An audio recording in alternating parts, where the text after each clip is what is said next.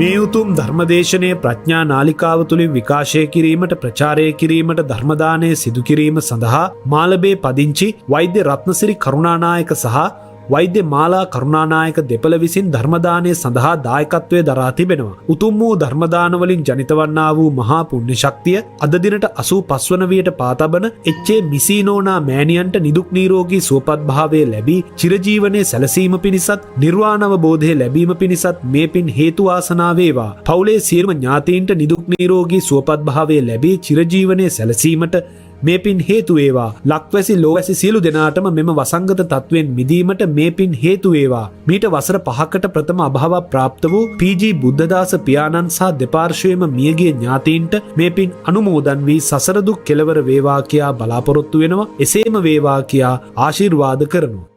නමෝ තස්ස භගවතෝ අරහතෝ සම්මා සම්බුද්දස්ස නමෝ තස්ස භගවතෝ අරහතෝ සම්මා සම්බුද්දස්ස නමෝ තස්ස භගවතෝ අරහතෝ සම්මා සම්බුද්දස්ස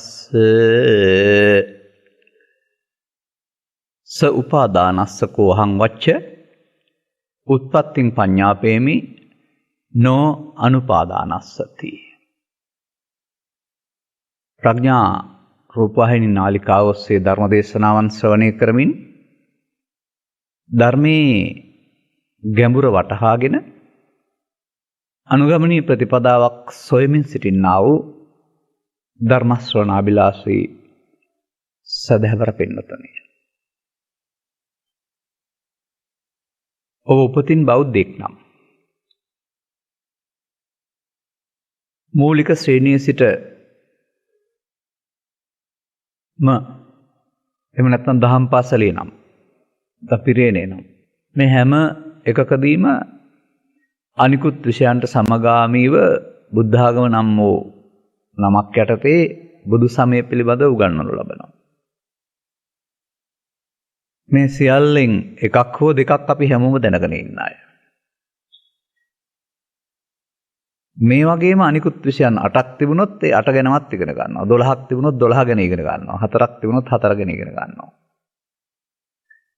ඒ ඉගෙන ගත්තම ඒවා ධාරණය කරගත්තාම තේරුම් ගත්තාම අසන ප්‍රශ්න වලට පිළිතුරු දෙන්න පුළුවනි. එතකොට පිළිගන්නවා එයා දන්න කෙනෙක් කියලා ලකුණු දීලා පාස් කරනවා. විභාග සමත් වීම සඳහා ඉගෙන ගන්නා වූ මේ ක්‍රමය තුළ තමයි අපි බුදුදහමත් ඉගෙන ගත්තේ. නමුත් මේ ඉගෙනගත්තු දේවල් වල අර්ථය නොගැඹුරු නම් හෝ වැරදි ආකාර ආකල්පයක් නම් ඔබ තුළ තිබෙන්නේ ඔබට අපි යමක් කියන විට ඔබේ හිතේ මතුවෙන්නේ ඔබ දරන අදහස. මේක මේ වර්තමාන සමාජයේ ඉන්න බහුතරයකට ධර්ම ශ්‍රවණය කරන්න බාධාවක් වෙලා තිබෙනවා. මා ලදරුවෙක් වශයෙන් හැදුනට සමාජය තුළ ගිහි සමාජයේ තවා පැවිදි සමාජයේවත් ගෞතම සසුන තුළ නිවන් අවබෝධ කරන්න පුළුවන් ඕනෑ කියන අදහස දරන අය මට හම් වෙලා නැහැ. ඒ නිසා පරපුරෙන් බෞද්ධ වුණාට ගිහියෝ පැවිදිව පින් රැස් කරගන්න සිල් රැකමින් නිවන් ප්‍රාර්ථනා කරන්නට පුරුදු කරපු මතයක් දෘෂ්ටියක් වශයෙන් ගත්ත සමාජයකට තමයි තාමත් අපි මේ බණ කියමින් ඉන්නේ. මේ මත වැරදි බව තේරෙන තුරු ඔබේ හිතින් ඉවත් වෙන තුරු ඔබට සම්මාදිට්ඨිය ලැබෙන්නේ නැහැ. ඒ මතම මිත්‍යා දෘෂ්ටි. ඔය මම දැකලා තියෙන කරුණක් තියෙනවා.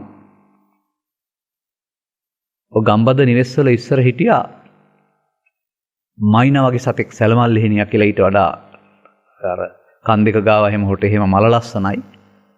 ඒ වගේම ගිරවා කියලා සතෙක්. මේ අය ගෙදර ඇති කරනවා හොරතලයට. මේ ඇති කරපුවාම ওই ගෙදර තියෙන පරිසරයේ තියෙන සියලු දේවල් අහගෙන ඉඳලා ඒවා කියන්න පුරුදු වෙනවා. සාමාන්‍යයෙන් ගම්බද ව්‍යවහාර මේකට කියන්නේ මේ ගිරවා කියනවා පෙත්ත පුතේ කියලා කියන්නේ. ඉතින් අහනවා ආදරයට බත් කෑවද කියලා. එයාත් අපෙන් අහනවා පෙත්ත පුතේ බත් කෑවද කියලා. මාස 5ක් 6ක් යනකොට අම්මා තාත්තා අක්කා නංගි කතා කරන සේරම දේවල් ඌට කියන්න දන්නවා. ඌ සිංහල දැනගෙනද? නෑ ඌට කියපු දේ ආපහු කියන්න පුළුවනි. අපට තේරෙනවා ඌ අපි කියපු දේ තමයි කියන්නේ ඌ අර ශබ්ද වෙනස් වුණාට ඒක කියලා. ඒකට කියන්නේ මොකද්ද? ගිරාවෘත්තය. අනුන් කියන දේ කියන එක. මේ නිසා මම දකිනවා දේශකයන් වහන්සේ කෙනෙකුට මේ බුදු සමයෙන් වෙන්න ඕන දේ මොකක්ද? මිනිසාට සැනසීම සඳහා නම් ඔහු තුල වෙන්න ඕන දේ මොකක්ද? වෙමින් තිබෙන දේ මොකක්ද? මේ දෙක පිළිබඳව දේශකයන් වහන්සේට අවබෝධයක් තියෙන්න ඕන. එහෙනම් වෙමින් තියෙන දේ තුල ඔහුට ධර්ම දේශනා කිරීම තුළින් ඔහුගේ ඔහු දුකටපත් වෙන හැටි සවන් දෙන පුද්ගලයා පැහැදිලි කරන්න පුළුවන් කමක් තියෙන්න ඕන. ඊට පස්සේ වෙන්න ඕන දේ කියලා දෙන්න පුළුවන් කමක් තියෙන්න ඕන. මතක තබා ගන්න. ශ්‍රීපාදස්ථානයට ගොඩවීම සඳහා අද මාර්ග 2යි පල්ලෙහාට යනකොට 4යි. තව අටපැත්තෙන් අඩිපාරවල් 8ක් තිබුණයි කියලා හිතන්න. අඩිපාරවල් 8ෙන්ම ගොඩ වුණත් අන්තිමට පද්මයට ගොඩ වෙන්නේ. මගේ බුදුරජාණන් වහන්සේ බුද්ධත්වයට පත් වූ තැන් පටන් ස්කන්ධ පහ අතාරින තැන දක්වා කරපු දේශනා හැම එකක් තුළම මේ මාර්ගය තියෙන්නේ. ඒක 8ක් හරි 16ක් හරි වෙන්න පුළුවනි. ඔබට අවශ්‍ය වෙන්නේ එකකින් තේරුම් ගන්න එක. පසුගිය දවසක මම මේ මාලිකාව ඔස්සේ රතන සූත්‍රය පැය දෙකක් ඔස්සේ පැහැදිලි කරමින්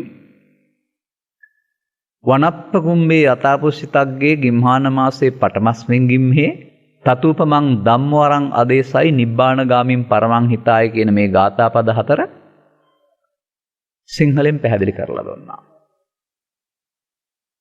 ඒ ගාථා පද 4 සිංහලෙන් පැහැදිලි කරලා දුන්නා කියන්නේ පාලි පද වලට සිංහල අර්ථය දුන්නා කියන එක නෙමෙයි.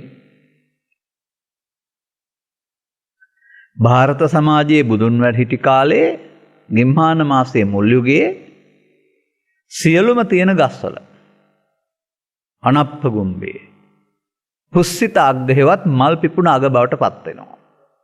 ගහ මොකද්ද? ප්‍රශ්නයක් නෑ. ඕනම ගහක මලින් පිරුණු අග ඇති. එබඳු උපමා ඇති ධර්මයක්. තතූපමං තථාගතයන් වහන්සේ දේශනා කළේ පරම හිත පිණිස නිවන් නිරාරම ගාමී ප්‍රතිපදාවට. මොනවටද ධර්මයේ උපමා කරලා තිබෙන්නේ? ඕනෑ ගහක තියෙන අතු අග පිපි මල් වලට. එහෙනම් මම දකින්නේ මේ ගහ කියලා කියන්නේ සූත්‍ර දේශනාව. මේ ඕනෑම සූත්‍ර දේශනාවක අග සදහම් මල් තියෙන්න ඕන අපට නෙලා ගන්න තේරෙන්න ඕන. සමහර විට කලක් තිස්සේ ඇවිදින් සමහර දේවල් ගැඹුරු උපමා අයින් වෙලා ගිහින් සරල කතන්දර බවට පත්වෙච්ච ඒවාත් තිබෙනවා. නමුත් ඉතින් 18000ම වුණ නෑනේ අපට.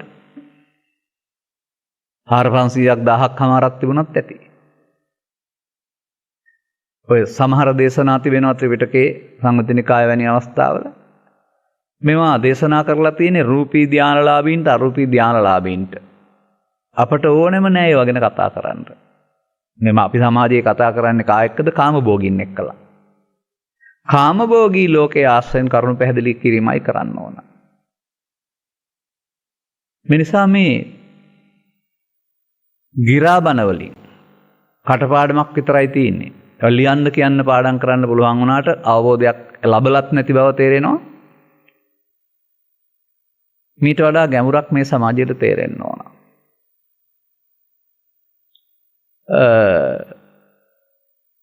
මට 1981-85 අතර කාලේ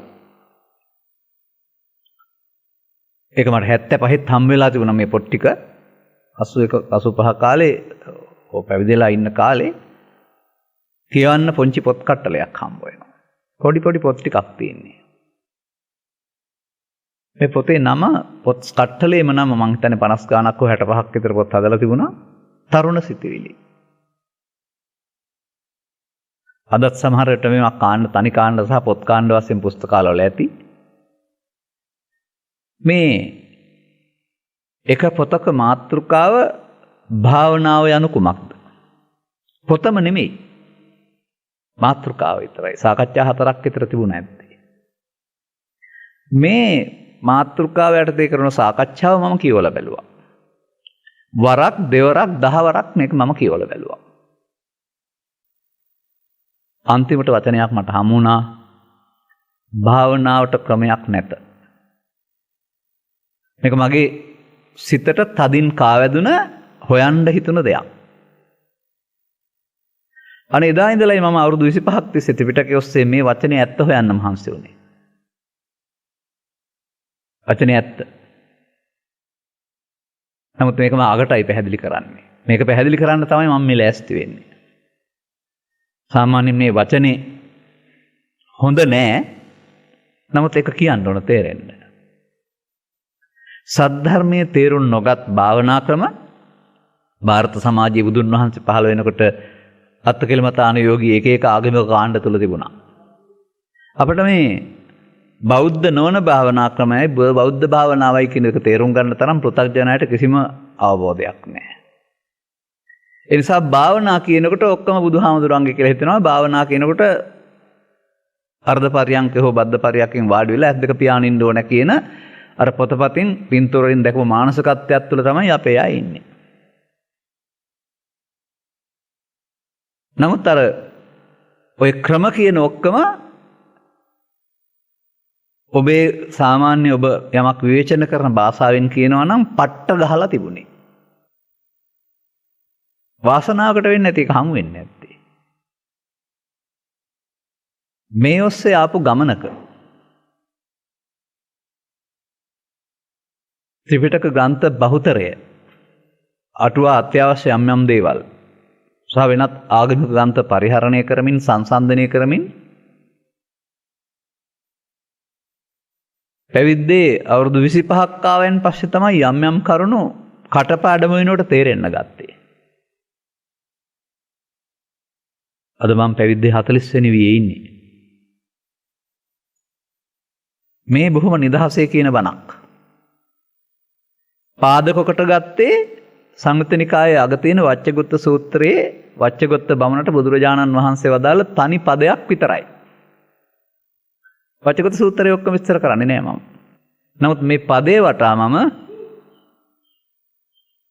තේරුම් අරන් තියෙන කාරණා ත්‍රිපිටකයේ තියෙන කාරණා ඔක්කොම ගලපලා ඔබට තේරුම් ගන්න පුළුවන් වෙනවා. එබැවින් මේ ධර්ම න්‍යාය තුල අර සූත්‍ර දේශනා ගණනාවක තිබෙන්නා වූ පූර්වගාමී ප්‍රතිපදා වශයෙන් තියෙන කරුණු ගැන විශේෂ අවධානයක් යොමු කරන්න. මෙතන පූර්වගාමී ප්‍රතිපදා කියන්නේ පව් අතාරින්න පන්තිල් ගන්න කියන එක නෙවෙයි. අඟුලිමාල පව් අතහැරලා පන්සිල් අරන් ධර්මයට පැමිණුනේ. හොරු පන්තියේ කතාවේ පන්තිල් රැකලා අය හොරකම් කරමින් ඉඳලානේ ධර්මයට ආවේ. සුනීත හරි සෝපාක හරි සිල් රැකමින් ඉඳලා ධර්මයට ආවේ. ධර්මයට ඇවිදින් වෙනස් වීමක් තිබිලා තියෙනවා. එහෙනම් මම මේ කියපු අනුගමනීය ප්‍රතිපදාවල පවතින්නේ ඒ දේවල් පිළිබඳව මනා අවබෝධයක් ඇති අය විසින් කරන පැහැදිලි කිරීම වලට සවන් දීම ඒ අය තෝරා ගැනීම කියන කාරණා දෙක. මේකට කියන්නේ කල්යාණ මිත්‍ර සේවනය සහ සද්ධර්ම ශ්‍රවණය.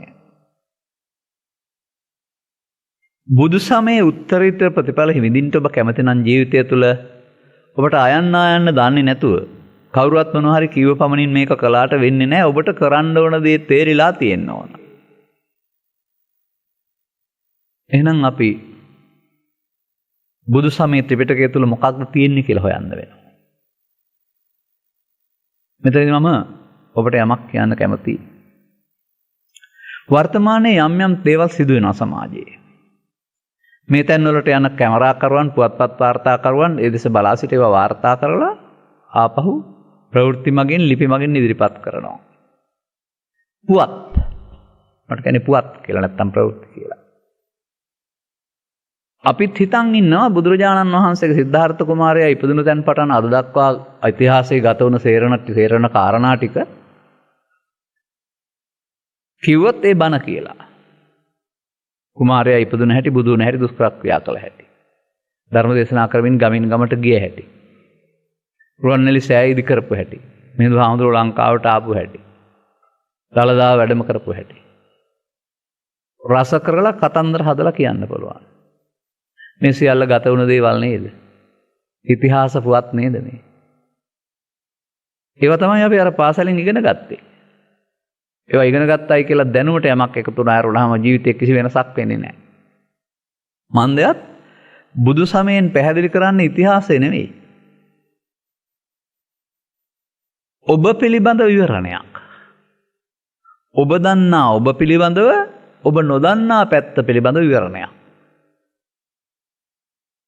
ඒ ඔබ දන්නා ඔබ ලෝකේ ඉන්න ඕන කෙනෙක් දන්නවා. ජාති ආගම් කුල ભેදකින් තොරව තම තමන් පිළිබඳව දන්නවා. ඒක නෙවෙයි. ඊට වඩා එහාට ගිය විවරණයක් අප පිළිබඳව තිබෙනවා. අනේ අප පිළිබඳව විවරණයේදී අපට ප්‍රත්‍යක්ෂ වෙනවා, පැහැදිලි වෙනවා අපි අතින් වරදින හැටි. අපි අතින් සිද්ධ වෙන වරදක් නිසා ජීවිතය දුක විසින් ආක්‍රමණය කරන හැටි. ජීවිතය දුකයි නෙවෙයි. වරදක් සිදුවීම නිසා ජීවිතය ටිකෙන් ටික දුක විසින් ආක්‍රමණය කරනවා.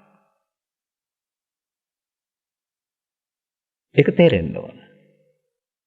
දැන් ජීවිතයට ටික ටික දුක ආක්‍රමණය කරනවා නොදන්නකම නිසා. පෘථග්ජන පුද්ගලයාට සිදුවෙන්නේ මෙන්න මේක තමයි බෞද්ධ හෝ අබෞද්ධ. ලංකාවේ හෝ පිටරටක. ඔහු හිතන් ඉන්නවා ඔහු අනුගමනය කරන ජීවන ප්‍රතිපදාව හරි හෝ හරි කෙනෙක් කියලා. බැලූ බැල්මට නීත්‍යානුකූල වෙන්න පුළුවන්. බැලූ බැල්මට සමහර විට බාහිර ආගමික චාරිත්‍රවලට ගැලපෙනවා වෙන්න පුළුවන්. නමුත් තමා පිළිබඳ සොයා බැලීමේදී වරදක් සිද්ධ වෙනවා. දැන් මේ වරද නිවැරදි කර ගැනීම ඔබ සතුයි ජීවිතය තුළ සැනසෙන්න ඕන නම්. කාගෙන්වත් යදින්න බෑ, කවුරුස් ප්‍රාර්ථනා කරලා හරියන්නේ නැහැ. තුම් හේහි කිච්ඡං ආතප්පං අක්ඛාතාරෝ තථාගතා. තථාගතවරු මේ සඳහා මාර්ගෝපදේශකත්වයේ පමණයි කරනු ලබන්නේ. ඔබ විසින් කල යුතුයි කිච්ඡං. එහෙනම් කල යුත්තේ තේරෙන්න ඕනනේ. ඔබට විභාගේ පාස් වෙන්න නම් මොකද කරන්න ඕන? අදාළ විෂය නිර්දේශනය හදාarලා දක්ෂයෙක් වෙන්න ඕන. ඔබට රැකියාවක් කරන්න නම් මොකද කරන්න ඕන? ඒ වෘත්තිය පිළිබඳ පුහුණුවක් ඇත්තෙක් වෙන්න වෙනවා. නැත්නම් පුහුණු වෙලයි කරන්න වෙන්නේ. එනිසා මේ යාචකයාගේ පටන් පාලකයා දක්වා, ධනවතාගේ පටන් දුප්පතා දක්වා, පැවිද්දාගේ ගිහියාගේ මේ විවිධ ක්ෂේත්‍රවල ඉන්න හැමෝටම එක් ක්ෂේත්‍රවල Tamanගේ වගකීම් යුතුකම් ඉටු කරමින් ඊට අමතරව තමා තේරුම් ගැනීම සඳහා බෞද්ධකම තුළ යම්කිසි කරුණු පැහැදිලි කිරීමක් තිබෙනවා. ඒ කරුණු පැහැදිලි කිරීම තුළින් ඔබ ඔබේ අවබෝධයක් හදා ගන්න ඕන. එතකොටයි ඔබට කරන්න ඕන දේ තේරෙන්නේ. එතකොටයි ඔබට වීරිය කරන්න හිතෙන්නේ. මෙන්න මේ කොටස පළමුවෙන් ಭಾರತೀಯ සමාජයේ ආරම්භ වුණේ එක්කෙනෙකුගෙන්. ඒ තථාගත බුදු පියාණන් වහන්සේ. උන්වහන්සේ මේ කරුණු පැහැදිලි කර දෙමින් ගිහි පැවිදි සමාජය තුළ ශිෂ්‍ය පිරිසක් හැදුවා. ඔවුන්ට කියනවා ආර්ය පුද්ගලයෝයි කියලා. ඒ පුද්ගලයෝ තමයි මේ ලෝකේ ජීවත් වෙන්නා වූ සුන්දරතම යහපත්ම මානසික ගති ලක්ෂණ සහිත පුරුෂයින් බවට පත් වුණේ. අති මානුෂ කියන්න පුළුවන්. නැත්නම් බුදු සමයෙන් උත්සාහ කරන්නේ අමානුෂික මිනිස්සු හදාන්න නෙමෙයි. ආත්මාර්ථකාමී මිනිස්සු හදාන්න නෙමෙයි. මේ සමාජය තුළ බෝසත් මිනිසුන් හදන්න. ඒකට ඉසබූ ගෑමෙන් හරි ඇඳුම් මාරු කිරීමෙන් හරි මේක වෙන්නේ නැහැ. බුදු සමය සම්පූර්ණයෙන්ම චින්තන විප්ලවයක්. ඒ චින්තනය තමන් ළඟ පවතින්නේ ඒ චින්තනය වෙනස් කරගන්න ඕන. අන්නේ චින්තනයේ වරද තේරෙන්නේ නැති තාක්කල් ඔබට චින්තනය වෙනස් කරගන්න ඕන වෙන්නේ නැහැ. අපි නිකන් වචනයක් විතරක් ඕනනම් කියමු දැනට. සමස්ත සමාජයේම ಜಾති ආගම් කුල ભેද වලින් තොරව ආත්මවාදී චින්තනයක් තුළ තමයි ජීවිතය හැඩගස්සා ගන්නෙ. ලොකු වේවා කුඩා වේවා උගත් වේවා නුගත් වේවා ධනවත් වේවා දුප්පත් වේවා පාලනය වෙන්නෙක් වේවා පාලනය කරන්නෙක් වේවා. මේ ආත්මවාදී චින්තනයේ මිනිසා අසහනයට දුකට පීඩාවට පත් කරනවායි කියන එක බුදුරජාණන් වහන්සේගේ විශේෂ සොයා ගැනීම. එහෙනම් තම තමන් ආත්මවාදී චින්තනයෙන් මිදෙන්නට අනාත්මවාදී චින්තනයකට චින්තනය හටහා ගන්න ඕන. එබැවිනුයි අපි මේ කලක් තිස්සේත් නැවත නැවතත් එවැගේම ශ්‍රවණය කරන අසංගයන්ගේ ඉල්ලීම් ඔස්සේ ඔවුන් දෙන මාතෘකා ඔස්සේ මේ කරුණු පැහැදිලි කරමින් ඉන්නේ. දැන් බුදුන් වහන්සේ තේරුම් ගත්ත දේ සතියක් කියලා ඊට පස්සේ අවුරුදු 45 උන්වහන්සේට නිකන් ඉන්න තිබුණා. මම බණ කියලා ඉවරයි කියලා. දැන් ඊළඟ හමු වෙන හැමෝටමත් උන්වහන්සේට දේශනා කරන්න පුළුවන් තාක්කල් දේශනා කළා. ඒ 18000ක් වුණේ දේශනා කරපු සියල්ල.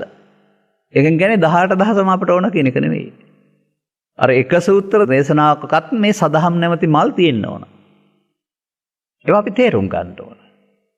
බුදුන් වහන්සේ වදාළ ත්‍රිපිටකයේ ඔක්කොම ටික කියවන්න ඕන, අටුවා ටීකා ටිප්පණි ඔක්කොම කියවන්න ඕන කියලා හිතනවා නම් එහෙනම් ජීවිත 3ක් විතරයි ඔබට. මේකට කියන්නේ බහුලත්වයටපත් වීම කියන එක. බහුශ්‍රතීන් බහුල වෙන්න ලියන පොතපත වැඩි වෙන්න සංකීර්ණ වෙනවා. නූල් බෝල් ලෙහන්න දුන්නේ නැති පූසෙකුට නූල් බෝලයක් ලෙහන්න දුන්නාම සිදුවෙන දේ. ඌ නියපොතු වලින් එහාට මෙහාට ඇදලා තව ටිකක් ඕක අවුල් කරනවා. ඒ නිසා මම මේ සමාජයට කියන්න කැමතියි. නූතන පොතපත යන්න ඉස්සර වෙලා මුල් බුදු සමයේ ඉගැන්වීම් ගැන හොයලා බලන්න. මුල් බුදු සමයේ ඉගැන්වීම් සහ නූතන පොතපත අතර පරස්පරයක් තියෙනවා. මට මතකයි මගේ ඔය අවුරුදු 10ට විතර කුඩා ළමා කාලේදී නිකන් ඇහුණ වචනයක්. සමහර විට අපේ මුතුන් මිත්තන්ගේ පරපුරයයි වෙන්නේ නැති.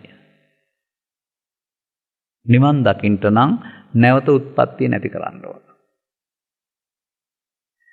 ඒකෙන් අපි කල්පනා කරන්නේ අපට තේරෙන භාෂාවෙන් ඊළඟ ජීවිතයට ඉපදුනේ නැත්නම් නිවන් හම්බ වෙනවායි. අනේකයි අර අපි වචනකින් ගන්න අර්ථය ඒ පෙන්නපු අර්ථය වෙන්නේ නැහැ. මට මතකයි මම මගේ මවගේ පියාගේ මවට වඳිනකොට අධ්‍යාපනයට යන්න මගේ පුතා නැත්නම් රත්තරන් පුතා බුදුන් දැක නිවන් දකින්න කියලා කියනවා. තවකට මෛත්‍රීත් දාලා තිබුණා. දැන් මේක මං තේරුම් ගන්නෙ කොහොමද? ඒ ළමෙක් වශයෙන්. අනාගත බුදුරජාණන් වහන්සේ කියලා කෙනෙක් ලෝකේ පහළ වෙනවා. එයා ඇස් දෙකෙන් දැක්කම මට නිවන් දකින්න පුළුවන් වෙනවා. මේ වචන් වලින් ගන්න අර්ථ වැරදි. මෙන්න මේ නිසා පාසල් අධ්‍යාපනය තුළ ඔබ ලබා ගත්තා වූ බොහෝ අර්ථ වැරදි. නිවන් මාර්ගට උපනිශ්‍රේ වෙන්නේ නැහැ. ලියන්න කියන්න පාඩම් කරන්න පුළුවන් ජීවිතේ හැදෙන්නේ නැහැ. බුදු සමයේ තේරෙන්න ඔහු ඉන්න ශේස්ත්‍රයේ ඔහු අහිංසක කෙනෙක්, අවංක කෙනෙක්, මානව හිතවාදී කෙනෙක් බවට පත් වෙන්නේ. එහෙනම් අපි මේ පසුබිමක් සකස් කරගෙන ආවේ මොකටද? මෙන්න මේ පදේ විවෘත කරන්න. මේක මම කීප වතාවක් කියලා තිනවා. අද මේක විස්තර කරනවා මම.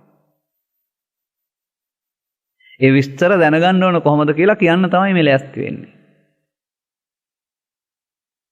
ඒ කතාවේ සාරාංශය කීප වතාවක් අහලා ඇති. අලි මතක් කරගන්න. කුතුහල ශාලාව මේ නුවර තිබුණ ශාලාවක්. මේකට එනවා ආගමික නායකයින්. එවදින් දේශන පවත්වනවා. වච්චගොත්ත බවුණුන්ට සවන් දෙනවා. ඔවුන් තමන්ගේ ශ්‍රාවකයන් අනුගමනය කළා වූ ක්‍රියාමාර්ගය තුළ මරණින් එහා පැත්තට උපතුන තැන් පිළිබඳව කියලා යනවා අනාවැකි. මොකද අර දිබ්බසෝත දිබ්බචක්කු පරචිත්ත විඥාන මේවා තිබුණනේ යාට ආසක්ඛේ ඥානෙ තිබුණ නැති වුණාට. මේ අස්සේ තමයි තථාගත බුදු පියාණන් වහන්සේ ස්වකීය සංචාරයේදී මේ නගරයට එන්නේ නැත්නම් මේ කුතුහල ශාලාවට එන්නේ. උන්වහන්සේට සවන් දෙන බමුණට ප්‍රශ්නයක් ඇති වෙනවා. අනිත් අයට වඩා වෙනස් දෙයක් උන්වහන්සේ ළඟ. අනිත් හැමෝම තමන්ගේ ශ්‍රාවකයන් මැරෙනහම උපදින තැන් කියනවා. තථාගතයන් වහන්සේගේ සමහර අය මේ ගියාපුවාම උපන් තැන් කියන්නේ නැහැ. ආශ්‍රය කරගත්ත දුකින් මිදුණයි කියලා කියනවා. මට මේක ප්‍රශ්නයක්. බුදුරජාණන් වහන්සේ ඔව් ප්‍රශ්න කරන්න ඕන තැන තමයි ප්‍රශ්න කරන්න කියලා පහල කළා. තනි වචනයක් දුන්නා. මම අද කල්පනා කරන්නේ මෙම බස් රථයට බුදු සරණයි කියලා ගහ ගන්නවට වඩා මෙම නිවසට බුදු සරණයි කියලා ගහ ගන්නවට වඩා තෙරුවන් සරණයි කියලා ගහ ගන්නවට වඩා මෙන්න මේ පදය සිංහල තේරුම අරගෙන লীලා තියාගන්න මතක් වෙන්න. ස උපාදානස්ස උපාදාන සහිත කෙනාට වෙනවනාහි වච්ච මම ඔහුට උත්පත්ති පනවනවා. උපාදාන සහිත කෙනාට මම උත්පත්ති පනවනවා. නමුත් උපාදාන නැති කෙනාට මම උත්පත්ති පනවන්නේ නැහැ.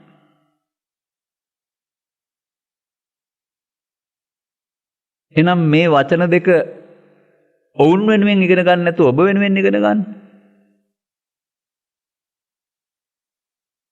අන්න ඒකයි වෙන්න ඕන කාරණාව. යලිත් මතක් කරන්නම්. උපාදානයන් සහිත කෙනාට මම උත්පත්ති පනවනවා. උපාදාන රහිත වුණොත් උත්පත්ති පනවන්නේ නැහැ. එතකොට එහෙමනම් මේ ලෝකෙන් මිය යන අයට බුදුදහමේ උත්පත්ති කීයක් පෙන්වලා තිබෙනවද? උත්පත්ති ස්ථාන 31ක් පෙන්නනවා. එහෙම නැත්නම් උත්පත්ති භව 3ක් පෙන්නනවා.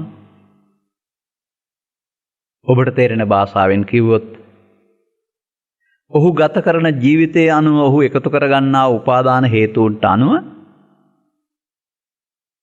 පවෙන් පරලෝ යාම නම් වූ පහත් ක්‍රියාවලියත් පිනෙන් පරලෝ යාම නම් වූ මධ්‍යම ක්‍රියාවලියත් ධානයෙන් පරලෝ යාම නම් වූ ඉහළ ක්‍රියාවලියත් කියන මේ ක්‍රියාමාර්ග තුන ඔස්සේ කාම භවයේ රූප භවයේ අරූප භවයේ කියන මේ ස්ථානත්‍රයට සත්වයින්ට මරෙන් මස් යන්න සිද්ධ වෙනවා. අපි මේකට පරලෝ යනවා කියලා කියනවා. ඒක තව වචනයක් ගත්තාම පවෙන් පරලෝ යාම, පිනෙන් පරලෝ යාම, ධානයෙන් පරලෝ යාම කියලා කියන්න වෙනවා. අන්දයත් කකුල් දෙකෙන් හෝ ශරීරයෙන් පරලෝ ගිය කෙනෙක් නැහැ. මතක තබා ගන්න. ඒ වගේම වර්තමානයේ මහත් අර්බුදයකට මුහුණ දෙලා තියෙන මේ ආගමික මතිමතාන්තර. නමුත් මේ පාරම්පරික බෞද්ධ අයට මේ මතයක් මේ ගැටලුවක් නැහැ. මොකද අපි අපේ බෞද්ධකම තුළ ජීවිතෙන් එහා පැත්තට මරණින් පස්සේ මරණයත් සමග මේ කයේ ඊට පස්සේ බලපැවැත්මක් බලයක් නැහැ කියන එක තේරුම් ගන්න තියෙනවා. අපි එහෙනම් මේ කාරණේට යමු දැන්.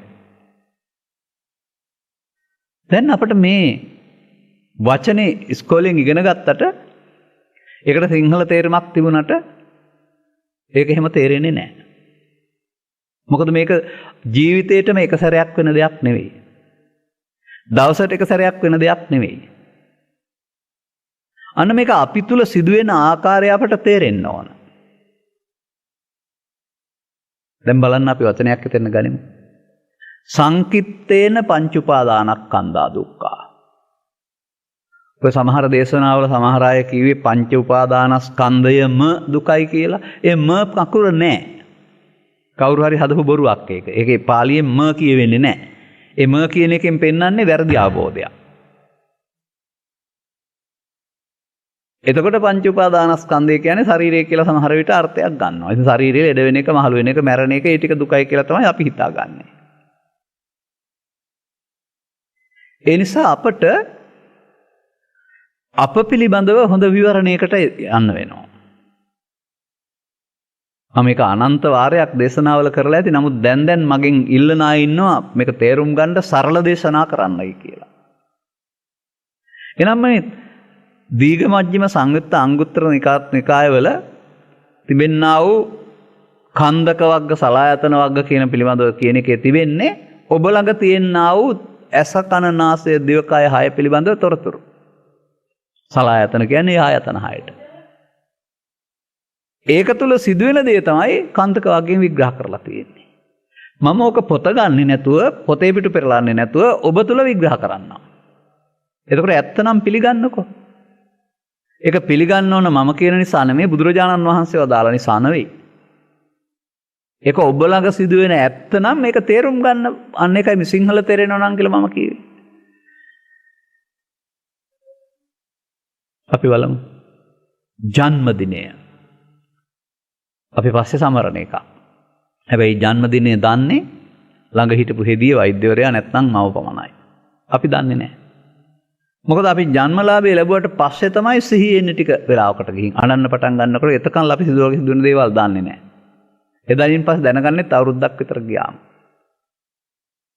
අපි මේ ලෝකෙ පිළිගත් රටාවට අනුව පුද්ගලයන් වශයෙන් ස්ත්‍රිය පුරුෂයා ගිහියා පැවිද්දා උගතා නුගතා වශයෙන් ඉතින් ජීවිතය ගෙවනවා.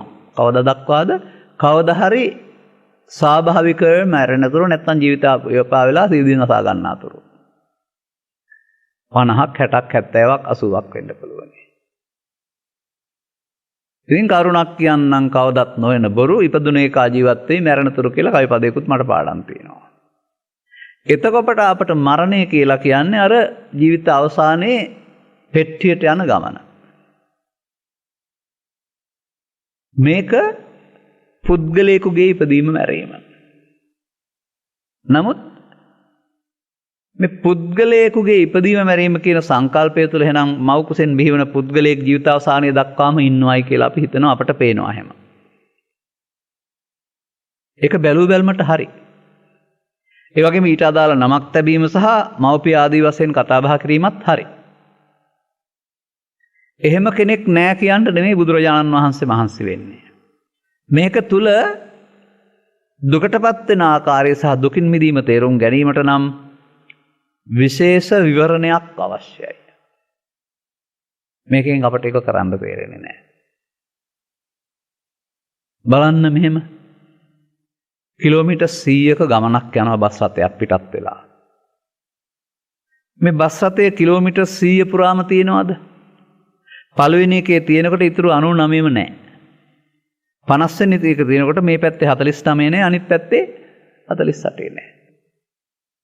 ඒ දෙකේම නැහැ එකක තියෙනකොට අනිත් එකකවත් නැහැ.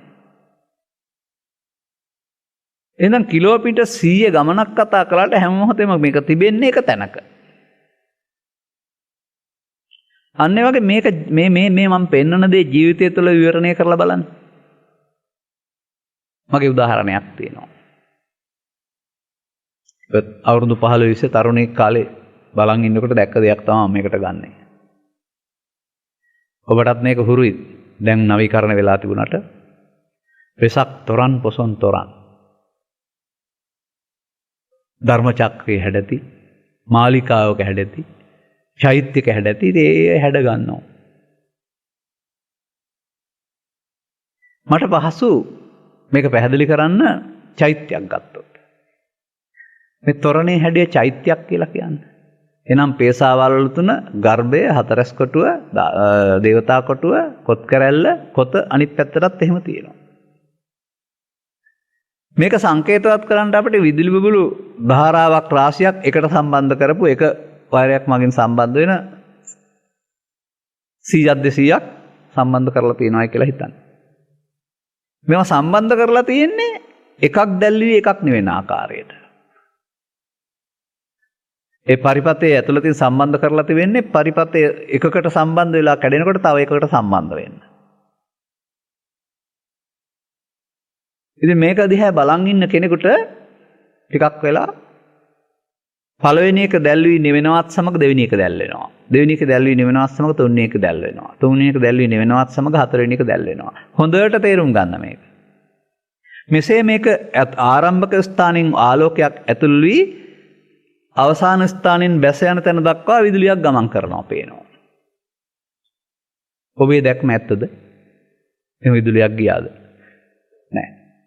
සිදුුනේ එතන බල්බයක් දැල්වී නිවී යාම පමණයි. බල්බයක් දැල්වී නිවී යාම එක පිළිවෙලට සිදු වෙන නිසා විදුලියක් මුල සිට අග දක්වා ගමන් කරනවා පේනවා. අර ඇහි දැක්ම මායාවක් නේද? ඔබට ඔබේ මව්කුසින් බිහි වූ තැන් පටන් මරණය දක්වා කෙනෙක් ගම් ඉන්නවා කියලා පේන එක අන්න අර වගේ මායාවක්. ඔබ තුලත් අර බල්බෙන් බල්බේ දැල්වී නිවී යන්නාසේ ධර්මතාවයක් සිද්ධ වෙනවා. අන්න ඒක ඉගෙන ගන්න. මේක ඉගෙන ගන්නේ නැතුව බුදු සමයේ ගැඹුරට යන්න බෑ මොනම ධර්ම න්‍යායක්වත් ඔස්සේ. මොකද මේ ධර්ම න්‍යාය කියලා මම මතක් කළේ ත්‍රිලක්ෂණයේ ඔස්සේ, චතුස්සත්‍ය ඔස්සේ, පටිච්චසම්පාද නිරෝධය ඔස්සේ, සතර සතිපට්ඨානය ඔස්සේ, බොජ්ජංග වැඩීම ඔස්සේ, කර්මක්ෂය කිරීමේ කර්මය ඔස්සේ, මරණ සතිය ඔස්සේ තවත් තියෙන්න පුළුවන්. ඔය එකක්වත් තේරුම් ගත්තේ නැතුව කතා කරනකොට පුද්ගල ජීවිතයක් තුළ කතා කරන්නේ. එතකොට කටපාඩමක් විතරයි කියන කෙනාටත් අනුගමනීය ප්‍රතිපදාවක් නෑ අනිත් අයට තේරෙන්නෙත් නෑ. ඔය මම මේ රටේ බණ අහලා තේරුම් ගත්ත දේ බොහෝ දෙනාගේ. තොරණේ වතාවකට සිදු වෙන්නේ මේ වටේ බල්බයක් දැල්වී නිවීම පමණයි. අන්න ඒ වගේ ඔබේ ජීවිතය තුළ මේ දැල්වී නිවෙන බල්බේ වගේ සිද්ධිය මොකද්ද බලන්න. මම ඔබට කිව්වොත් ඊයට ගිහින් එන්න කියලා. ආය යන්න පුළුවන්ද? මම ඔබට කිව්වොත් හෙටට ගිහින් එන්න කියලා. බෑ. හැමදාම අපට අද විතරයි. අන්න ඒ වගේ මේ තව ටිකක් මේ ජීවිතය සියුම් කරලා බලන්න ඕන. ඒ සියුම් කරන විදිහ සූත්‍ර දේශනාවල මෙන්න මෙහෙමයි පවතින්නේ. අපිව තථාගතයන් වහන්සේ බෙදා දක්වනවා. බලන්න ඒක හරිද කියලා. කොහොමද බෙදා දක්වන්නේ? බෙදා දක්වන්නේ අපි හැමදිනාටම ලෝකෙත් එක්කලා ජීවත් වෙන්න අරමුණු ගන්න දොරවල් 6ක් දීලා තියෙනවා. ద్వාර, චක්කු ద్వාර, සෝත ద్వාර, ගාන ద్వාර, කාය ద్వාර, මනෝ ద్వාර එහෙම කතා කරනවා. જીවහා ద్వාර. එහෙම නැත්නම් ඔබට තේරෙන භාෂාවෙන් නම් ඇස, කන, නාසය, දිව, කය. පංචේන්ද්‍රයන්. පංචේන්ද්‍රයන්ගෙන් මොකද කරන්නේ අපි ලෝකෙත් එක්කලා ජීවත් වෙනකොට අරමුණු ගන්නවා.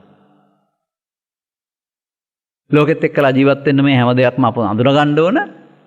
ඒ නිසා මේ ස්වභාව ධර්මයේ විසින් මාපු විස්මිත මැවීමේදී අපට ලෝකෙට අවශ්‍ය විදිහට සිත ආකාර 6කට විකාශනය කරලා දොරවල් හදලා දීලා තියෙනවා. ඒක ගැඹුරු කාරණා. ඒකයි ඒ තේරුම් ගන්න ඕන කියලා කියන්නේ. ඔබ පළමුවෙන් තේරුම් ගන්න මේ කාරණේ. ඔබට කායසිත දෙකක් තියෙනවා. ඔබ මැරෙනවා කියන එකේ තේරුම ඔබේ කය තනි වෙනවා සිත ඉවත් වෙනවා. ඊට එහා එක තේරුම් ගන්න ඕන නැහැ.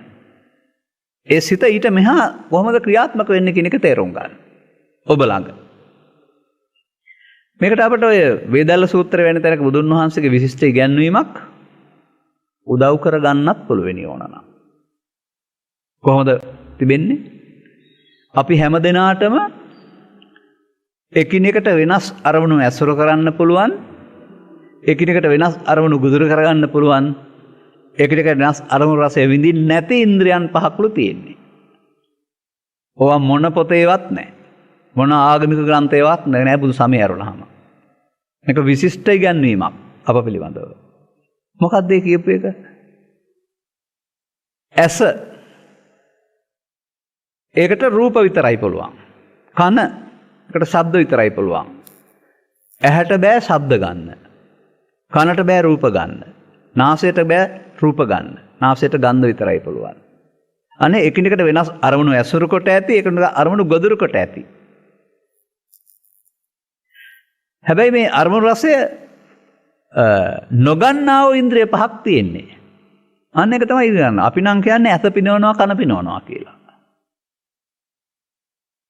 තථාගතයන් වහන්සේ අරමුණු රසය ගන්න නෑ මේ දොරවල් පහම. මේ අරමුණු පහට සිත පිහිටයි. සිත උන්ගේ අරමුණු රසය අනුභව කරයි. එහෙනම් ඇස පිනවනවා නෙමෙයි සිත පිනවනවා, කන පිනවනවා නෙමෙයි සිත පිනවනවා. අන්න මං කිව්වේ ඇස කන නාසය දිව කය යන සිතේ පස්සාකාර විකාශනයක්. සිත පස්පලකට බෙදලා තියෙන්නේ. දැන් මේ පස්පලකට බෙදපු සිතෙන් ගන්නා වූ අරමුණු අපේ සිතේ මතකයට එකතු වෙන විට ඒ තමන්ට අදාළ කාරණා ටික ආපහු සිතුවිලි වලින් පහළ වීමට ලෝකයක් හැදෙනවා. කල්පනාව නැත්නම් මනෝලෝකේ නැත්නම් නිින්ද කියලා. ඒකට බාහිර ලෝකේ රූප ශබ්ද ගන්ධ රස ඕන නැහැ දකින්න. හිතට එන ඔක්කොම පේනවා. එහෙනම් මිනිසා යනු දොරවල් හයක එකතුවක්. ඔය සලායතන වර්ගය කියන්නේ ඕක තමයි. ඒ සලායතන වර්ගයේ තියෙන කවුරු ගැනද? කඳු ගැනද? නෑ. ඔබ ළඟ තියෙන ඇසේ කනේ නාසයේ දිවේ කයේ ක්‍රියාකාරීත්වය විවිධ උපමා රූපක උදව් කරන විවරණය කිරීම. ක්‍රියාකාරීත්වයේ වරදින හැටි සහ නිවැරදි කරගන්න හැටි. ඒකයි මම කිව්වේ මේ සලායතන ගැන කතා නොකර එහෙම නැත්නම් එතනින් එහා පැත්තට තව වචනයක් මම දැන් කියනවා ඒක ගැන කතා නොකර කොහොමද බුදු සමය තේරුම් ගන්නෙ? ප්‍රාර්ථනා කළ පමණින් ලැබෙන දෙයක්ද මේ? ගිනි ඇවිලෙන්නේ ඔබේ හදවතේ නොදන්නකම නිසා. ඔබ ගිනි නිවා ගන්න ඕන අවබෝධයෙන්. ඔය ගිනි ඇවිලුනහම නිවා ගන්න දන්නේ නැති කට්ටිය කෑක ගහ ගින්නට අහු වෙලා මැරෙන්නේ. නමුත් ගිනි නිවා හමුදාව આવොත් නිවා ගන්න දාන්නවා. නා පෘථග්ජනයයි කියන්නේ ගින්න අවුලවා ගන්න ගිනි නිවන හමුදාවක් පාවිච්චි නොකරන නගර සභාවක් වගේ එකක්. ඇවිලුනහම ඔක්කොම දැවිලා යනවා. බුදුරජාණන් වහන්සේ ධර්මයේ නැමැති වතුරක් පැනක් ජීවිතයට දෙනවා ගිනි නිවා ගන්න. එහෙනම් මේක ගිනි ඇවිලීම සහ ගිනි නිවීම අතර ගැටලුවක් බව තේරුම් ගන්න. අර පෘථග්ජන පුද්ගලයාට මේ ගිනි නිවන හමුදාය අවබෝධය නැහැ. ඔහු ගිනි පත්තු කරගන්න ඒ තුල කෑ ගහන්න විතරයි දන්නේ. එහෙනම් අපි ආර කතා කරපු තව ටිකක් එහාට යමු. මෙන්න මේ ඇසේ කනේ නාසයේ දිවේ කයේ සිතේ එකතුවයි ඔබ. ඔබ දැන් මොකද කරන්නේ? මේ ඇසට කනට නාසයට හම්බ වෙන දේවල් ඔස්සේ සතුට හොයනවා. අරමුණු රසය විඳිනවා. ඒකට කියනවා පංචකාමය. පංචකාමය කියන්නේ පස් ආකාර කැමැත්ත. ඒක තහනම් නැහැ. ලෝකේ ඒවා තියෙනවා. අපට ඒවා ගොචර කරගන්න ඉන්ද්‍රිය හම්බ වෙලා තිබෙනවා. ඒකේ සතුටක් තියෙන නිසා ඒවා පිටුපස ලෝකයා ලුහුබඳිනවා. සතුටක් නැත්නම් ලුහුබඳින්නේ නැහැ කියලාත් තියෙනවා. මේ ලුහුබඳින්න යම් පස්සේ මිනිස්සෙයින්ට සිදුවෙන කරුණක් තමයි ආස්වාදය කියලා වැරද්දකට අහු වෙනවලු. ඒ ආස්වාදය තුළ ආදීනයක් තියෙනවා. ඒක ලෝකයා දන්නේ නැහැ. ආදීනයක් දන්නේ නැති බැවින් ඔවුන්ට නිස්සරණයක්වත් මිදීමක් ඕනෙත් නැහැ. දැන් අපි මේ ඇස තුළ ක්‍රියාවලිය, කන තුළ ක්‍රියාවලිය කතා කළේ සලායතන වර්ගයේ ඔස්සේ. දැන් ඇස තුළ ක්‍රියාවලිය ඊට පස්සේ කන්දක වර්ගයේ ඔස්සේත් ඉගෙන ගන්න ඕන. අන්න එහෙමයි ඉගෙන ගන්න ඕන කාරණා. එතකොට අපට ඇස තුළ අරමුණ, කන තුළ අරමුණ, නාසය තුළ අරමුණ, දිව තුළ අරමුණ තවදුරටත් විග්‍රහ කරනු ලබනවා බුදු සමයෙන්. අන්නර මම බල්බයකට උපමා කළා නේද ඔබේ ජීවිතේ එක් අවස්ථාවක්. මේ බල්බේ මම විවරණය කරන්න යන්නේ. දැල්වි නිවි යන බල්බය. මතක තබා ගන්න. මේවා ඇත්තනේ. ලෝකයා නම් තියලා තියෙන නිසා අපි එකට කියන ඇසට රූපය, කනට ශබ්දය, නාසයට ගන්ධය, දිවට රස, කයට පහස. බාහිර දේවල් වල උදව්වෙන් ඇස තුල මේ රූප සටහන හැදී, කන තුල මේ ශබ්ද සටහන හැදී අපි ඒක විඳිනවා. බාහිර දේවල් වල උදව්වෙන් අපි සිතේ හදාගත්ත දේ රුචි අරුචි ආකාරයෙන් විඳිනවා. දැන් බලන්න. ඔබට විඳින්න කාරණා කීයක් තියෙනවද? මට තිබෙනවා විඳින්න කාරණා 5ක්. මම දරුවන් දෙස බලද්දී හෝ චිත්‍රපටයක් දැන් නම් බලන්නේ බලපු කාලේ ඒ බාහිර දේවල් වල තියෙනා වූ සටහන් මගේ හිතට ආපුවා මං රූපේ විඳිනවා.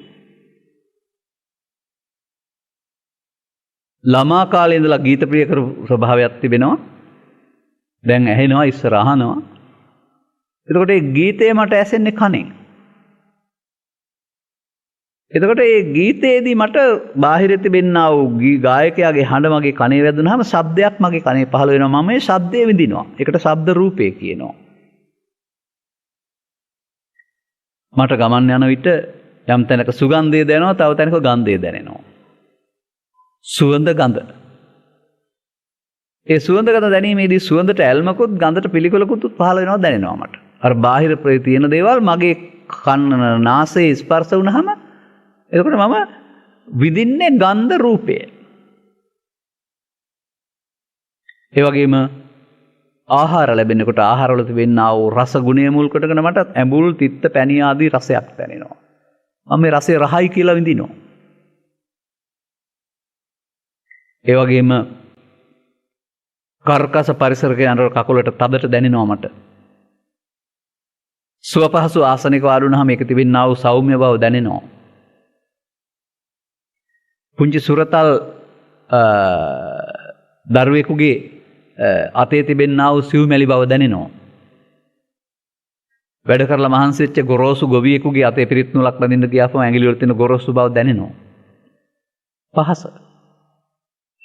ඊට එහා පහස විඳින අයට කාය පුරා කයෙන් විඳ පහසවල් ගොඩක් තියෙනවා. ඒ දැනෙනවා. විඳිනවා. මේ විදිහට පස් දොරෙන් පස්සාකාර අරමුණු විඳින මම මේවා ඔස්සේ රුචි අරුචිකම් හදාගෙන ඊට පස්සේ නිින්දට යනවා. නිින්දට ගියාම මට තියෙන්නේ මට අදාළ ලෝකයක්.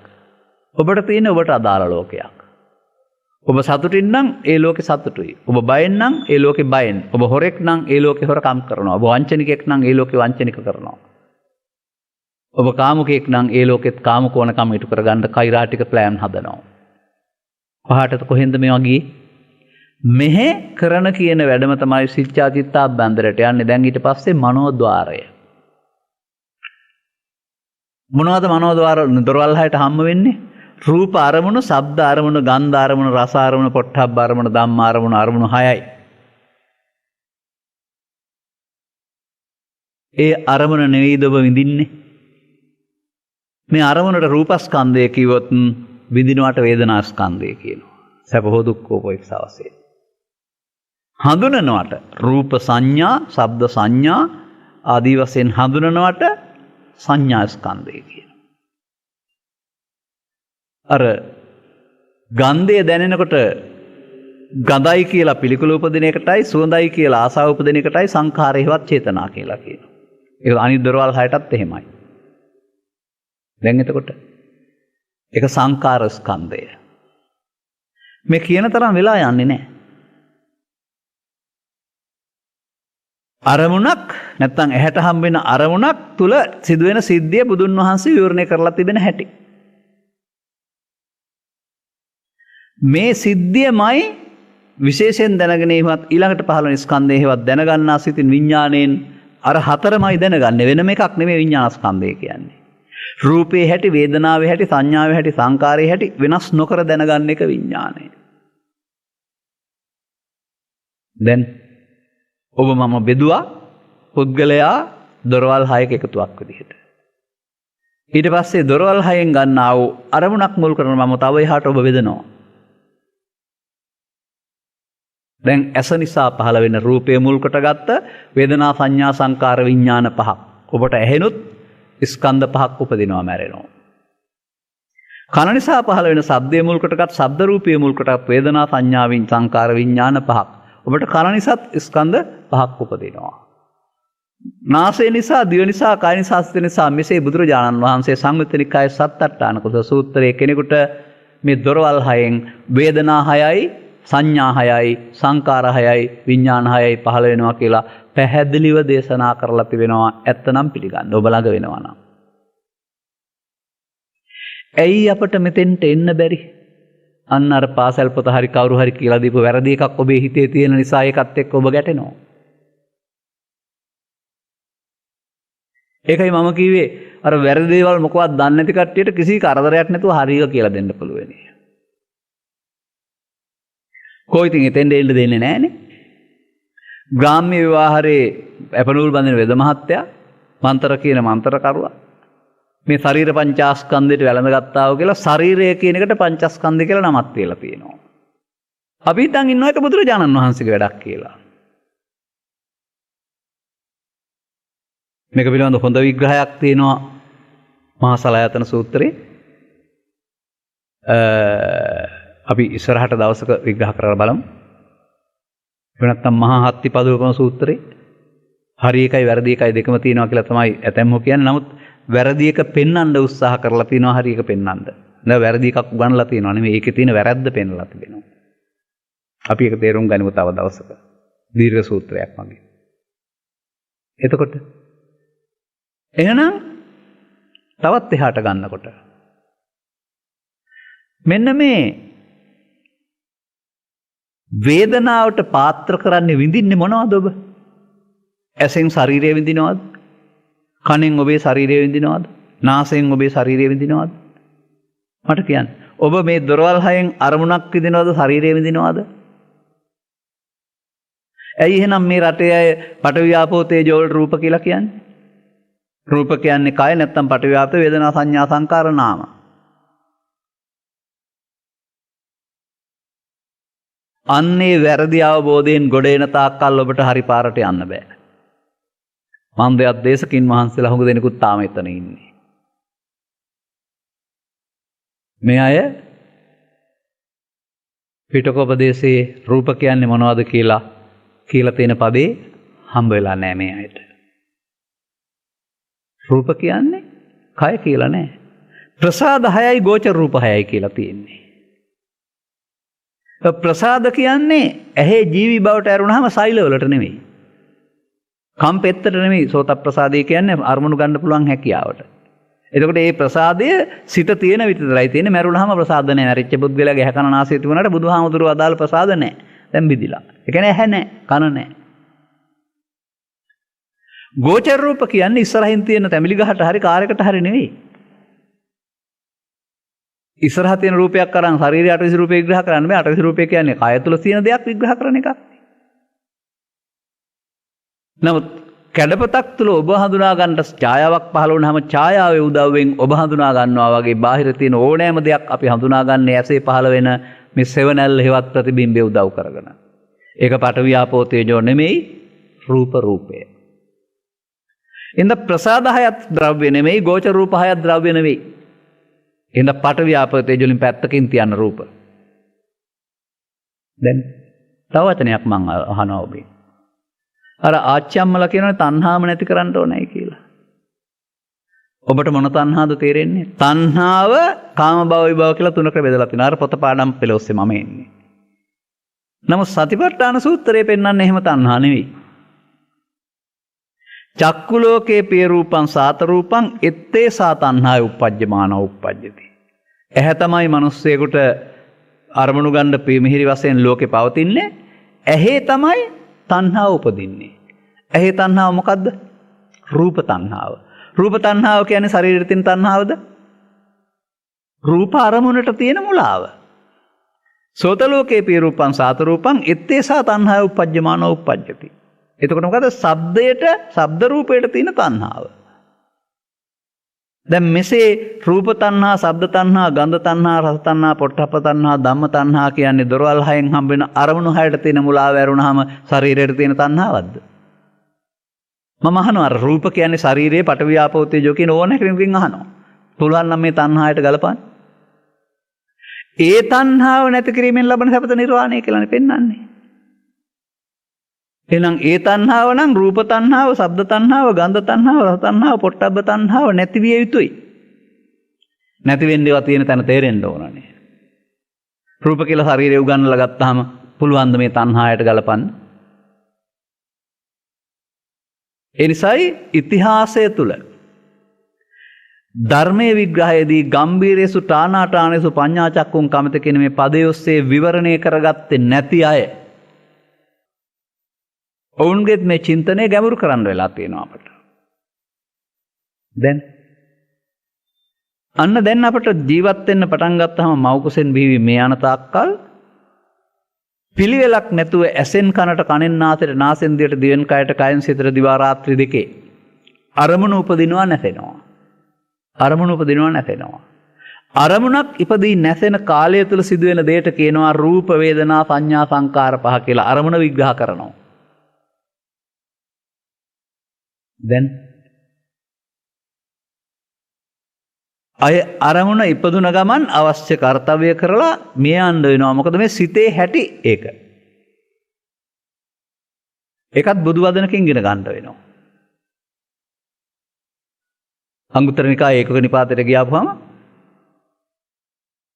නාහං භික්කවේ අඤ්ඤං ඒක ධම්මම්පි සමනුපස්සාමි යං ඒවං ලහු පරිවත්තං යත ඉදං චිත්තං.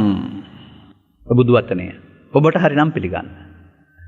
මහණෙනි මම මගේ බුදු ඇසින්වත් දකින්නේ නැහැ හටගත්ත ගමන් වේගයෙන් නැසෙන දෙයක් ලහු වේගයෙන් පරිවත්තම් වෙනස් වෙන සිත තරම්. චිත්තම් භික්කවේ ලහු පරිවත්තං. සිත වහා ඉපදී නැතෙනවා. ලෝකේ තියෙන මොනම ක්‍රියාවක්වත් උපමාවකට දක්වන්න බැරි තරම් වේගවත් කියලා පෙන්වන උපමා පින්න සක්කෝති කියලා. ඒක ඉගෙනගෙන පාඩම් කරුවට හරියන්නේ නැහැ. ඔබ ළඟ ඒක වෙනවා කියන එක පිළිගන්න වෙනවා. එහෙනම් අපි තුල ජීවිතයේ අවුරුදු 100ක් වුණාට ඒ ජීවිතයේ අර තොරණේ බල්බ් 200ක් 1000ක් තියෙනකොට වරකට එකක්පත් වෙලා නෙමෙනවා. අනික්වා ඔක්කොම එතකොට ඒ යන විදුලි පෙළේ නැහැ. ඊළඟ එකක් කරනකොට තව පෙළක් ගියාට.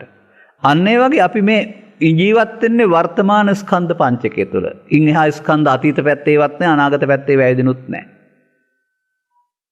ඒ ස්කන්ධ පංචකය පිළිගත්තත් නැතත් බල්බය දැල්වී නිවෙනවා වගේ හටගෙන නැසෙනවා. හරිද? තථාගත බුදු පියාණන් වහන්සේගේ ජීවිත විග්‍රහය හරිද? මේකට රූප වේදනා සංඥා සංකාර කියන නම පහ තිබ්බ නැතුව වෙන මොනවා හරි තිබ්බනම් කුසියේ තියෙන උපකරණ නම පහක් මම එකෙන් කතා කරනවා. ඒ හින්දා වචනෙට රැවටෙන්න ඕන නැහැ. සිදුවීමයි තේරුම් ගන්න ඕන. ෂණිකව. එහි පෙන්නනවා සමහර සූත්‍රවල උදේ උපදින සිත දවල්ට නෑ දවල් උපදින හවතර නෑ එකක් නැසෙනකොට අනිකක්ම උපදී. මේ උපදී කියන්නේ මව් කුසෙන් උපදී නෙමෙයි සිතවිලි උපදිනවා. දැන් එහෙමනම් බුදු සමය විග්‍රහ කරන්නේ ස්ත්‍රියක් තුල පුරුෂයෙක් තුල ගිහියෙක් තුල පැවිද්දෙක් තුල නෙවෙයි. ඇස තුල කන තුල නාසය තුල දිව තුල කය තුල ඉපදී නැසෙන අරමුණක් තුලයි. මෙන්න මෙතෙන් එන්න. ඕනෑම දේශකින් වහන්සේ කෙනෙක් මෙන්න මේ ස්කන්ධ පංචකයාගේ ඉපදීම මැරීම තුල තමන් දන්න ධර්ම දේශනා විග්‍රහ කරලා පෙන්වන්න සමාජයට. නැත්නම් කටපාඩමක් විතරයි. එතකොට ත්‍රිලක්ෂණයත් ඇත්ත වෙයි, චතුස්සත් ඇත්ත වෙයි, පටිච්චසමුප්පාද නිරෝධයත් ඇත්ත වෙයි, සතිපට්ඨානයත් ඇත්ත වෙයි, කර්මක්ෂය කිරීමේ කර්මයත් ඇත්ත වෙයි, බොජ්ජංගත් ඇත්ත වෙයි, මරණ සතියත් ඇත්ත වෙයි. අනුගමනය කරන්න පුළුවන් ප්‍රායෝගික ක්‍රියාමාර්ගයක් බවට පත් වෙයි. නැත්නම් පාණ්ඩිත්‍ය පාණ්ඩ ලියන්න කියන්න පාඩම් කරන්න පාස් වෙන්න පුළුවන් වුණාම හිත හදන්න නම් බෑ. දැන් මේ ස්කන්ධ පංචකේ ඔන්න දැන් අපි අර වචනෙට ආවා. උපාදානස්ස උපාදාන සහිත වෙන්නේ කොහොමද? අපි තාම මේ උපාදාන සහිත රහිත වෙන්නේ නැහැ ස්කන්ධ පංචකයයි කතා කළේ. දැන් ඔබේ ජීවිතයේ බල්බය තේරුණාද ඔබට? තොරණේ බල්බ් 1000ක් තිබුණාට එක බල්බයයි දැල් වෙන්නේ වගේ ඔබේ ජීවිතේ අතීතයක් අනාගතයක් ගැන කතා කළාට වර්තමාන ස්කන්ධ පංචකය විතරමයි තියෙන්නේ. වරදින්න හරි හදන්න හරි. ඒ ස්කන්ධ පංචකයක් ඉපදී මැරෙනවා වේගවත් කියන්න බැරි තරම්. එතකොට ස්කන්ධ පංචකයෙන් පංචකයටත් මරණයක් තියෙනවා අපිට. ස්කන්ධ පංචකයෙන් පංචකයටවත් මොකුත් යන්නේ නැහැ මැරෙනවා. ඊළඟ හටගන්න ඊළඟ හේතු වල ඵලයේ වශයෙන්. කොහොමද එතකොට ජීවිතේ මුල ඉඳලා අගටම කවුරු හරි ඉන්නේ? මොකුත් යන්නේ නැත්නම්. කොහොමද පරලෝ යන්නේ? කය යන්නෙත් නැහැ සිත යන්නෙත් නැහැ. කය පොළොවට පස් වෙනවා සිතේ මොහොතේ නැතෙනවා. නමුත් පුනර්භවයක් සිද්ධ වෙනවා. ඒ ඇයි? උපාදානස්සකෝ අහං වච්ච උප්පත්තිම් පඤ්ඤාපේමි. අන්න මේ ස්කන්ධ පංචකේ ඇති වී නැති වෙන කාලය තුල උපාදාන සහිත වීම තුලින් තමයි උත්පත්ති සකස් වෙන්නේ. එහෙනම් උපාදාන පොතේ තිබෙන එකක් නෙමෙයි. අරමුණු තුල සිදුවෙන එකක් තේරුම් ගන්න ඕන කාරණයක්. ස්කන්ධ පංචකේ ඉපදී නැසෙන කාලය තුලම අපි අතින් සිදුවෙනා වූ ප්‍රමාදයක් වරදක් වශයෙන් බුදුන් වහන්සේ මේක පැහැදිලි කරනවා. ඔබ ඉතින් පාසල් පොතෙන් ඉගෙන ගත්තා නම් දැඩිව ගැනීම අල්ලා ගැනීම කියලා ඉන් එහාට ඔබ ළඟ සිදුවෙන හැටි තේරුම් ගන්න. සාමාන්‍යයෙන් මේ සමාජයේ තියෙන දෙයක් තමයි යමක් ගන්න ගියාපුවාම ඒකට අදාළ බිල්පතක් නිකුත් කරන එක. මේ බිල්පත නිකුත් කිරීමේදී බොහෝ ආයතනවල ඔවුන්ගේ කටයුතු සාහස සඳහා මුල් පිටත තියාගෙන අනු පිටපතක් තමයි අපිට දෙන්නේ. ඒ කියන්නේ උඩින් අකුරු ලියනකොට යටින් කාබන් කලයක් තියලා අනු පිටපතක් සකස් වෙන්න ලියනවා. අපි ලියන්නේ නැහැ ඉබේ එළිය වෙනවා. උඩින් එක විතරයි ලියන්නේ. මෙන්න මේ ඇසෙන් කනෙන් නාසයෙන් දිවෙන් කයෙන් අරමුණු රස විඳින්න ගියාපුවාම උඩින් යටින් ලියවෙන දේ මොකද්ද වෙන්නේ බලන්න. මේක ජීවිතය තුළ විග්‍රහ කරන්න බෑ ස්කන්ධ පංචකයක් තුළ එකතු කරන්න ඕන. එතකොට එහෙමනම් රූපය ඉදිරියෙන් තිබෙන දේ. ඒ ඉදිරියෙන් තිබෙන දේ ඔබේ හඳුනා ගැනීමට අනුවගත් කල හතුරා මිතුරා කැමැති අකමැති ආදී වශයෙන් ඔබේ හිතේ තියෙන අරයගේ එක නෑ. හතුරා නම් විරුද්ධ බව, මිතුරා නම් කැමැත්ත, හතුරා නම් ගැටීම, මිතුරා නම් ඇලීම. මේ විදිහට මේ අරමුණු රසය විඳින්න ගියාපම මේ අරමුණත් එක්කලා අපි අපට අදාළ බෙදීමක් හදා ගන්නවා. මේ බෙදීම තුළ අපට මේ අරමුණ කෙරෙහි ඇලීමක් ගැටීමක් හට ගන්නවා. ධර්මයේ උගන්වන්නේ අරමුණ තුළ ඇලීම හෝ මුලාව හෝ ගැටීම හෝ මුලාව සිද්ධ වෙනවායි කියලා. අන්න මේක ලෝකෙ තුලම සිදුවෙන දේ. ආගම්බී දෙකින් තොරව. මන්දයත් ස්කන්ධ පංචකය තුල විග්‍රහ කරන දහමක් ලෝකේ බුදුසමය අරුණාම වෙන මොනම ආගමක ග්‍රන්ථයකවත් නැහැ. ඒ නිසා උන්ට ඒ මෙදින හැටි තේරෙන්නේ නැහැ. දැන් මෙතන අපි ළඟ මේ සිදුවෙන දේ තමයි ත්‍රිපිටක ග්‍රන්ථවල වෙනත් ශාස්ත්‍රීය ආකාරයකින් විග්‍රහ කරලා තියෙන්නේ. එහෙනම් ඒ උපාදානයේ වෙන්න පෙර සිද්ධ කාරණයට කියනවා රූපයට ඇලෙනවට රූප තණ්හා. ශබ්දයට ඇලෙනවට ශබ්ද තණ්හා. ගන්ධයට ඇලෙනවට ගන්ධ තණ්හා. රසයට ඇලෙනවට රස තණ්හා. ස්පර්ශයට ඇලෙනවට පොට්ටබ්බ තණ්හා. අරමුණට ඇලෙනවට ධම්ම තණ්හා. ඇලෙනවටත් නේ ගැටෙනවටත්. අන්න දරුවා තුල මේක අවම වශයෙන් තිබී අනතුරු මේ ලෝකෙත් එක්කලා ජීවත් වෙන්න ගියාම මේ ලෝකෙ තියෙන දේවල් අනුව සිත වර්ග කරගන්න ගියාපම සිතේ අභ්‍යන්තරයට මුල් බැස ගන්නවා ලෝභය, දේශය, මෝහය. මුල් බැස ගන්නවා. යටින් කාබන් කොලේ තියලා ලියවම යටින් ලියවෙනවා වගේ මේ මුල් බැස ගැනීමක් සිද්ධ වෙනවා. මේක නැවත නැවතත් භාවිතා කරන්න මූලය බලවත් වෙනවා. පොර දාන්න මුල් පද්ධතිය හොඳට හැදෙනවා වගේ. අන්න පුද්ගලයෙක් ජීවත් වෙනකොට හුතක්ජන පුද්ගලයෙක් මොකද කරන්නේ? මේ ලෝකෙත් එක්කලා ජීවත් වෙන්න අවශ්‍ය සටන් ටිකක් කරන්න වෙලා තියෙනවා කොහේ හිටියත්. පිපාසය එනවා, බඩගින්න එනවා, ඇඳුම් පැළඳුම් අඳින්න වෙනවා, නිදා ගන්න වෙනවා. ආගමක් නැහැ. මේ පහසුකම් ටික සලසා ගන්නට තෝරා ගන්න වෙනවා වෘත්තියක්. තිබෙන උගත්කමේ තිබෙන පහසුකම් වල හැටියට. මේ වෘත්තිවලත් ඊට පස්සේ හරි සහ වැරදි හොඳ හා නරක කියලා බෙදීම් තියෙනවා. අන්නේ වෘත්ති වැරදි ආකාරයෙන් තෝරා ගැනීම තුළ මේ තණ්හා වැඩි වෙන පැති වැඩි. ඒ නිසා වෘත්තිය තෝරා ගැනීමක තුලක් තියෙන්න ඕන තමන්ට, තමන්ගේ මනසට, සමාජයට, පරලොවට අහිතක් නොවන වෘත්තිය තෝරා ගැනීමක්. අනිත් එක තමයි මම දකින විදිහක් මේ මුළු සමාජයේම වෘත්තියක් සඳහා සටන් කරනවා ජීවිතේ වෘත්තිය කියලා හිතාගෙන. වැඩි එකට පටවලා තියෙන බර. ජීවන වෘත්තියක් හැමෝටම අවශ්‍යයි. ජීවන වෘත්තිය කියන්නේ බඩගිනි නිවා ගන්න මාර්ගයක් විතරයි. බඩගිනි නිවා ගන්න මාර්ගයට සල්ලි හම්බුණා කියලා සම්පූර්ණ ජීවිතේ පරිපූර්ණ වෙන්නේ නැහැ.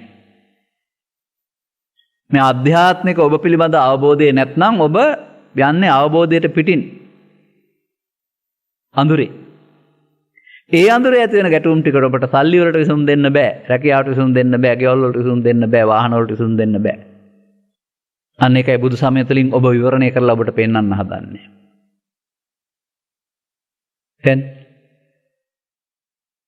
එනම් තව ටිකක් තේරුම් ගන්න.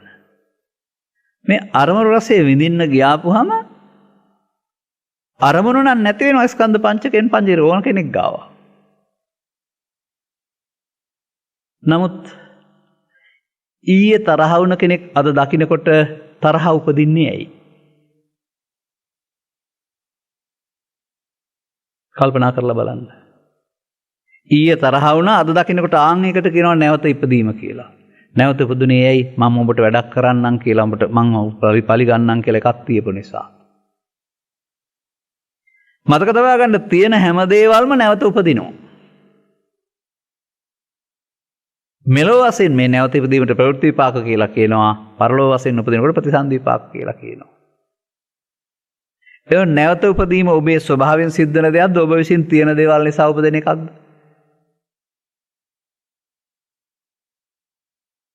ඒ නිසා මේක සිතිවිලි වල පුනර්භවය.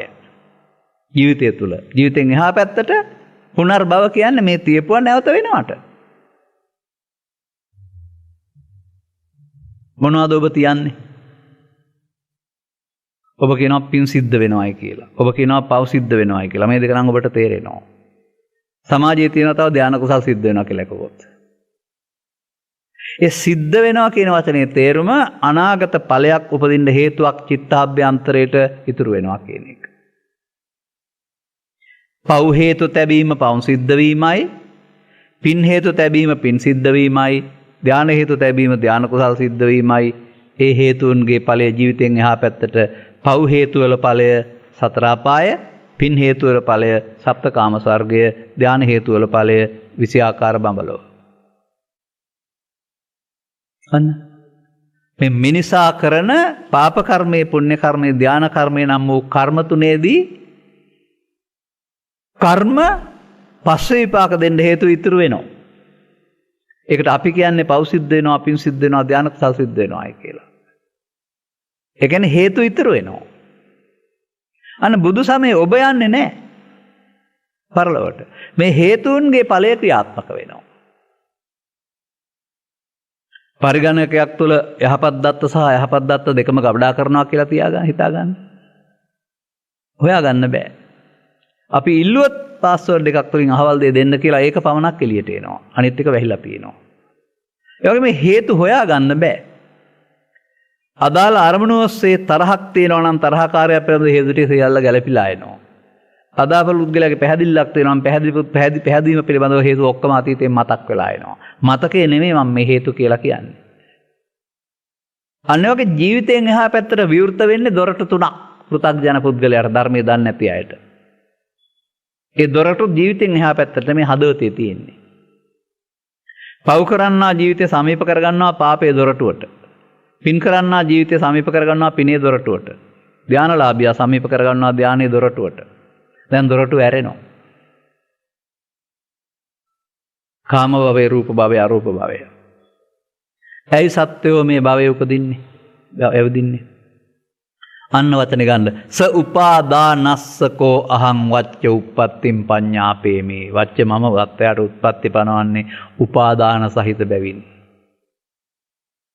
එනම් පව් සිද්ධ වෙනවා කියන එක තුළ උපාදානයක් තියෙනවා. පෘථග්ජනයාට පින් සිද්ධ වෙන පින හොඳ වුණත් පින් සිද්ධ වෙනවා කියන එක උපාදානයක් තියෙනවා. ධර්මයේ දන්නේ නැතුව භාවනා කරන්න ගියාපම භාවනාව වැළුනහම භාවනාවෙත් උපාදානයක් තියෙනවා. අපාය උපදින්නෙත් උපාදානය නිසා, කාමසුගතිය උපදින්නෙත් උපාදාන නිසා, බඹලෝ උපදින්නෙත් උපාදාන නිසා. ස උපාදානස්සකෝ අහං වච්ච උත්පත්තිම් පඤ්ඤාපේමි. මේකට මොකද්ද කියන්නේ? මේකට කියන්නේ භවගාමි. මොනතරම් ශිල්ප ශාස්ත්‍ර හොයාගත්තත් අධ්‍යාත්මික බාහිර මේ ලෝකයේ අය ඒවා තුළ භවගාමිත්වයෙන් පිටට යන්න පාරක් මායя දෙන්නෙම නෑ. මේ භවගාමිත්වයේ බන්ධනයට කියනවා භව බන්ධනය නැත්නම් මාර බන්ධනය.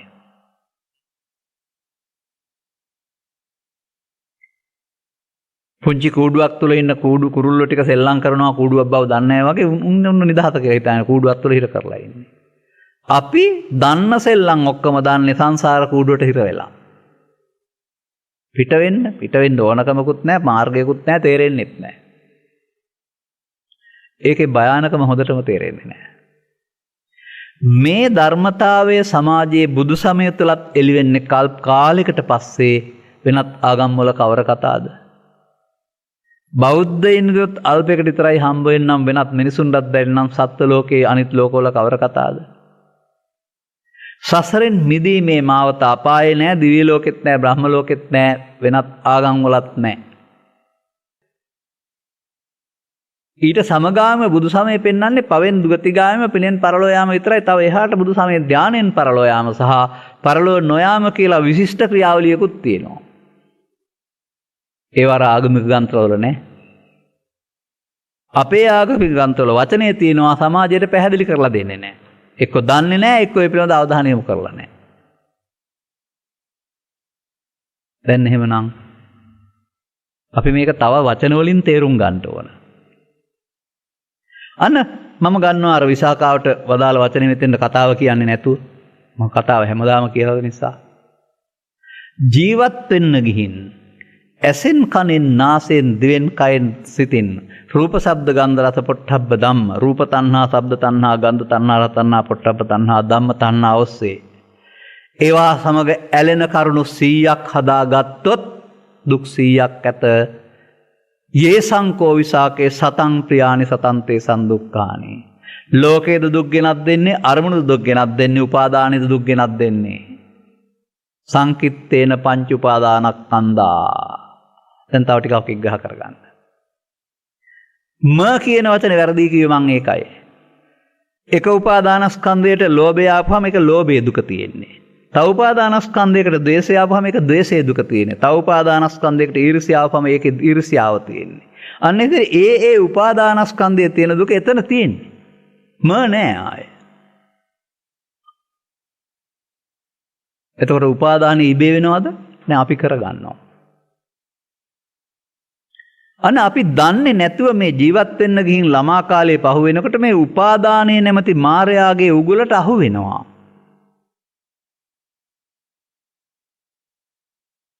අන්න ඒකයි මම කියන්නේ අපිට දුකටපත් වෙන ආකාරය නොදැන දුකටපත් වීමේ උගලකට අහු වීමක් සිදු වෙනවා මේ තේරුම් ගත්තේ නැත්නම්.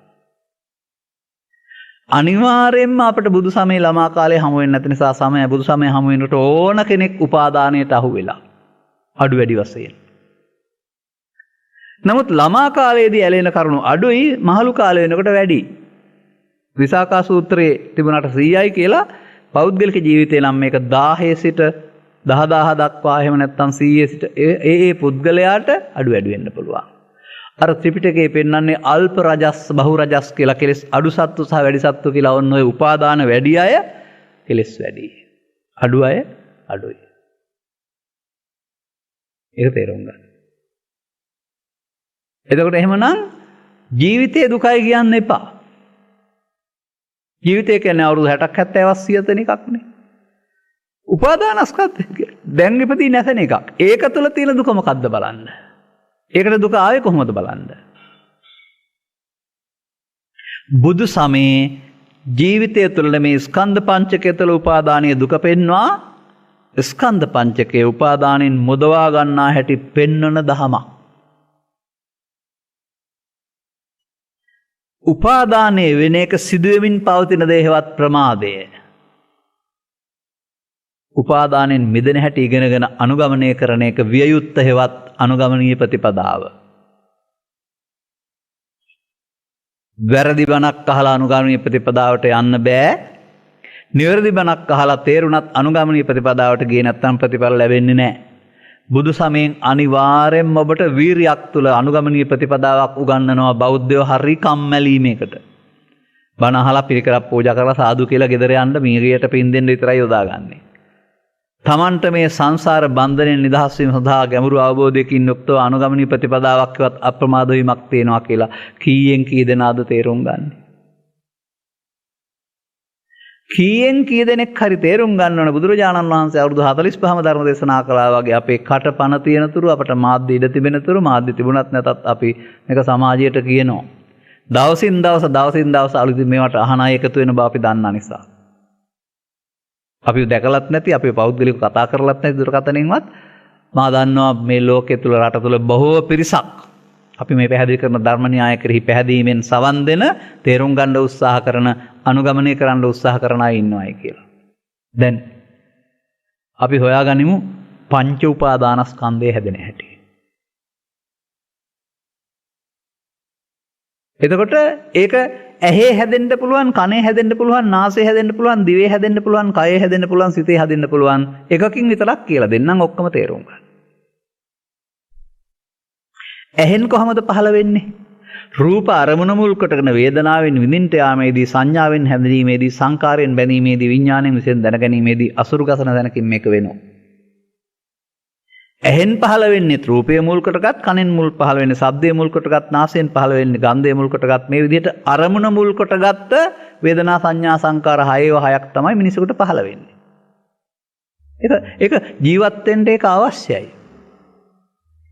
ඒක හටගෙන මේ යනවා. අපි කරන වැරැද්ද මොකද්ද? ඒ හටගෙන මේ යන අතරතුර අපි මේවත් සමග ඇලීමක් හෝ ගැටීමක් ඇති කර ගන්නවා. ඇලීමට අරමුණේ ලෝභ කියනවා, ගැටීමට දෝෂ කියනවා. ඇලීමේදී මම හැදෙනවා, එතකොට මෝහ කියනවා, ගැටීමේදී මම හැදෙනවා, මෝහ කියනවා. ලෝභ මෝහ දේශ මෝහ, ලෝභ දේශ මෝහ තුනම එකවර උපදින්නේ. ඒ මෝහ පදේ තේරුම ඒ අරමුණ මම වෙමි යන මුලාවට අහුවීම. අන්න අපි අලුත් තැනකට ආවා. ඔබ හොඳාකාරව බුදු සමයෙන් තේරුම් ගන්නට බුදුරජාණන් වහන්සේ වදාළ මම අඳුනගන්න. ඔබ සමාජයේ දන්න මම නෙවෙයි. ඔබට මව්පියන් නමක් තියලා ජීවිත අවසානයේ දක්වා ජීවත් වෙන පුද්ගලයෙක් වශයෙන් ඔප්පුතිරත් වලින් යම් දේවල් පවරලා තිනවා. එතකොට ඔබ ළඟ අම්මා නැමැති, තාත්තා නැමැති, ගුරුවරයා නැමැති, වෛද්‍යවරයා නැමැති පුද්ගලයෙක් ඉන්නවා. එහෙම කෙනෙක් නෑ කියන්න මේ බුදුහාමුදුරුවෝ බණ කියන්නේ. ඒ මම වෙනයි. මයන්න මම ඔබේ කයට කියන ව්‍යවහාරයක්. ලෝකේ ඕන කෙනෙකුට බුදුන් වහන්සේලාත් ඒක පාවිච්චි කරනවා. මමත්වය කියන්නේ මොකද්ද? ඒක කයට කියන නමක් නෙමෙයි. අන්නර ඔබ ඇහෙන් කනෙන් නාසයෙන් පහළ වෙන රූප වේදනා සංඥා සංකාර පහට ත්‍රිපිටකයේ සඳහන් කරනවා නමක් සක්කාය කියලා. දැන් මේකත් වරද්දාගත්තා ඉන්නවා. සක්කාය කියන්නේ මේකයි කියන අය. දැන් අපිට ලෝකේ ජීවත් වෙනකොට ඇසෙන් කනෙන් නාසයෙන් දිවෙන් කයෙන් සක්කාය හයක් පහළ වෙනවා. ලෝකේ අරමුණු හඳුනා ගැනීම සඳහා මේ රූප වේදනා සංඥා සංකාර විඥාන නම් වූ සක්කාය පහළ වෙන්න ඕන. ඒකට එන දේ රූපය, ශබ්දය, ගන්ධය, රසය, පොට්ටබ්බය, ලෝභය, දේශය, මොහය, ඊර්ෂ්‍යාව, ක්‍රෝධය වගේ මොනවා හරි එකට එනවා. එක දෙයයි නෙන්නේ. පවෙන්න පුළුවන්, පිනෙන්න පුළුවන්, ධානයෙන්න පුළුවන්. ඒකට එන දේ මම කොට ගැනීම සක්කාය දිට්ඨියයි. දැන් සක්කාය දිට්ඨිය තියෙන ජීවිතය තුළද අරමුණ තුළද? දැන් තේරෙනවද ත්‍රිපිටකයේ තියෙනව ස්කන්ධ පංචකයේ ආත්ම කොට ගැනීම සක්කාය දිට්ඨියයි කියන ගැඹුරු පදයේ තේරුම ඔබට තේරෙනවද? එහෙනම් ඔබට සක්කාය දිට්ඨිය කීයක් තියෙන්න පුළුවන්ද? දහස් ගණනක් තියෙන්න පුළුවන්. ඒ මම කියන අකුරු දෙක හෝ කය නෙවෙයි. අරමුණ මමත්වයෙන් ගැනීම. අර අරමුණ සමග ඇලෙනවට මුලා වීමට, ගැටෙනවට මුලා වීමට දෙකටම කියන්නේ මමත්වයෙන් ගැනීම. දැන් මොකද කියන්නේ? මඤ්ඤමානෝකෝ බික්ඛු බද්දෝ මාරස්. ඔබ ඕනෑම අරමුණක් මමත්වයෙන් ගත්තොත් අන්න සසර උපදින්න හේතු ඉතුරු වෙනවා. හේවත් මායයට බැඳෙනවා. හේවත් උපාදානය වෙනවා. එහෙනම් බුදු සමයේ අරමුණක් මමත්වයෙන් ගැනීම තහනම් වුණාට අපි දන්නේ නැති නිසා ඔක තමයි කළේ. රූපේ මමයි කියන්නේ එතකොට ශරීරේ මම කියන එක නෙමෙයිනේ. අරමුණ. වේදනාව මම කියන්නේ ද්‍රව්‍යයක් නෙවෙයි. වේදනා චෛසිකේනේ. සංඥාව කියන්නේ චෛසිකේනේ. මේ ඔක්කොම චෛසිකේනේ.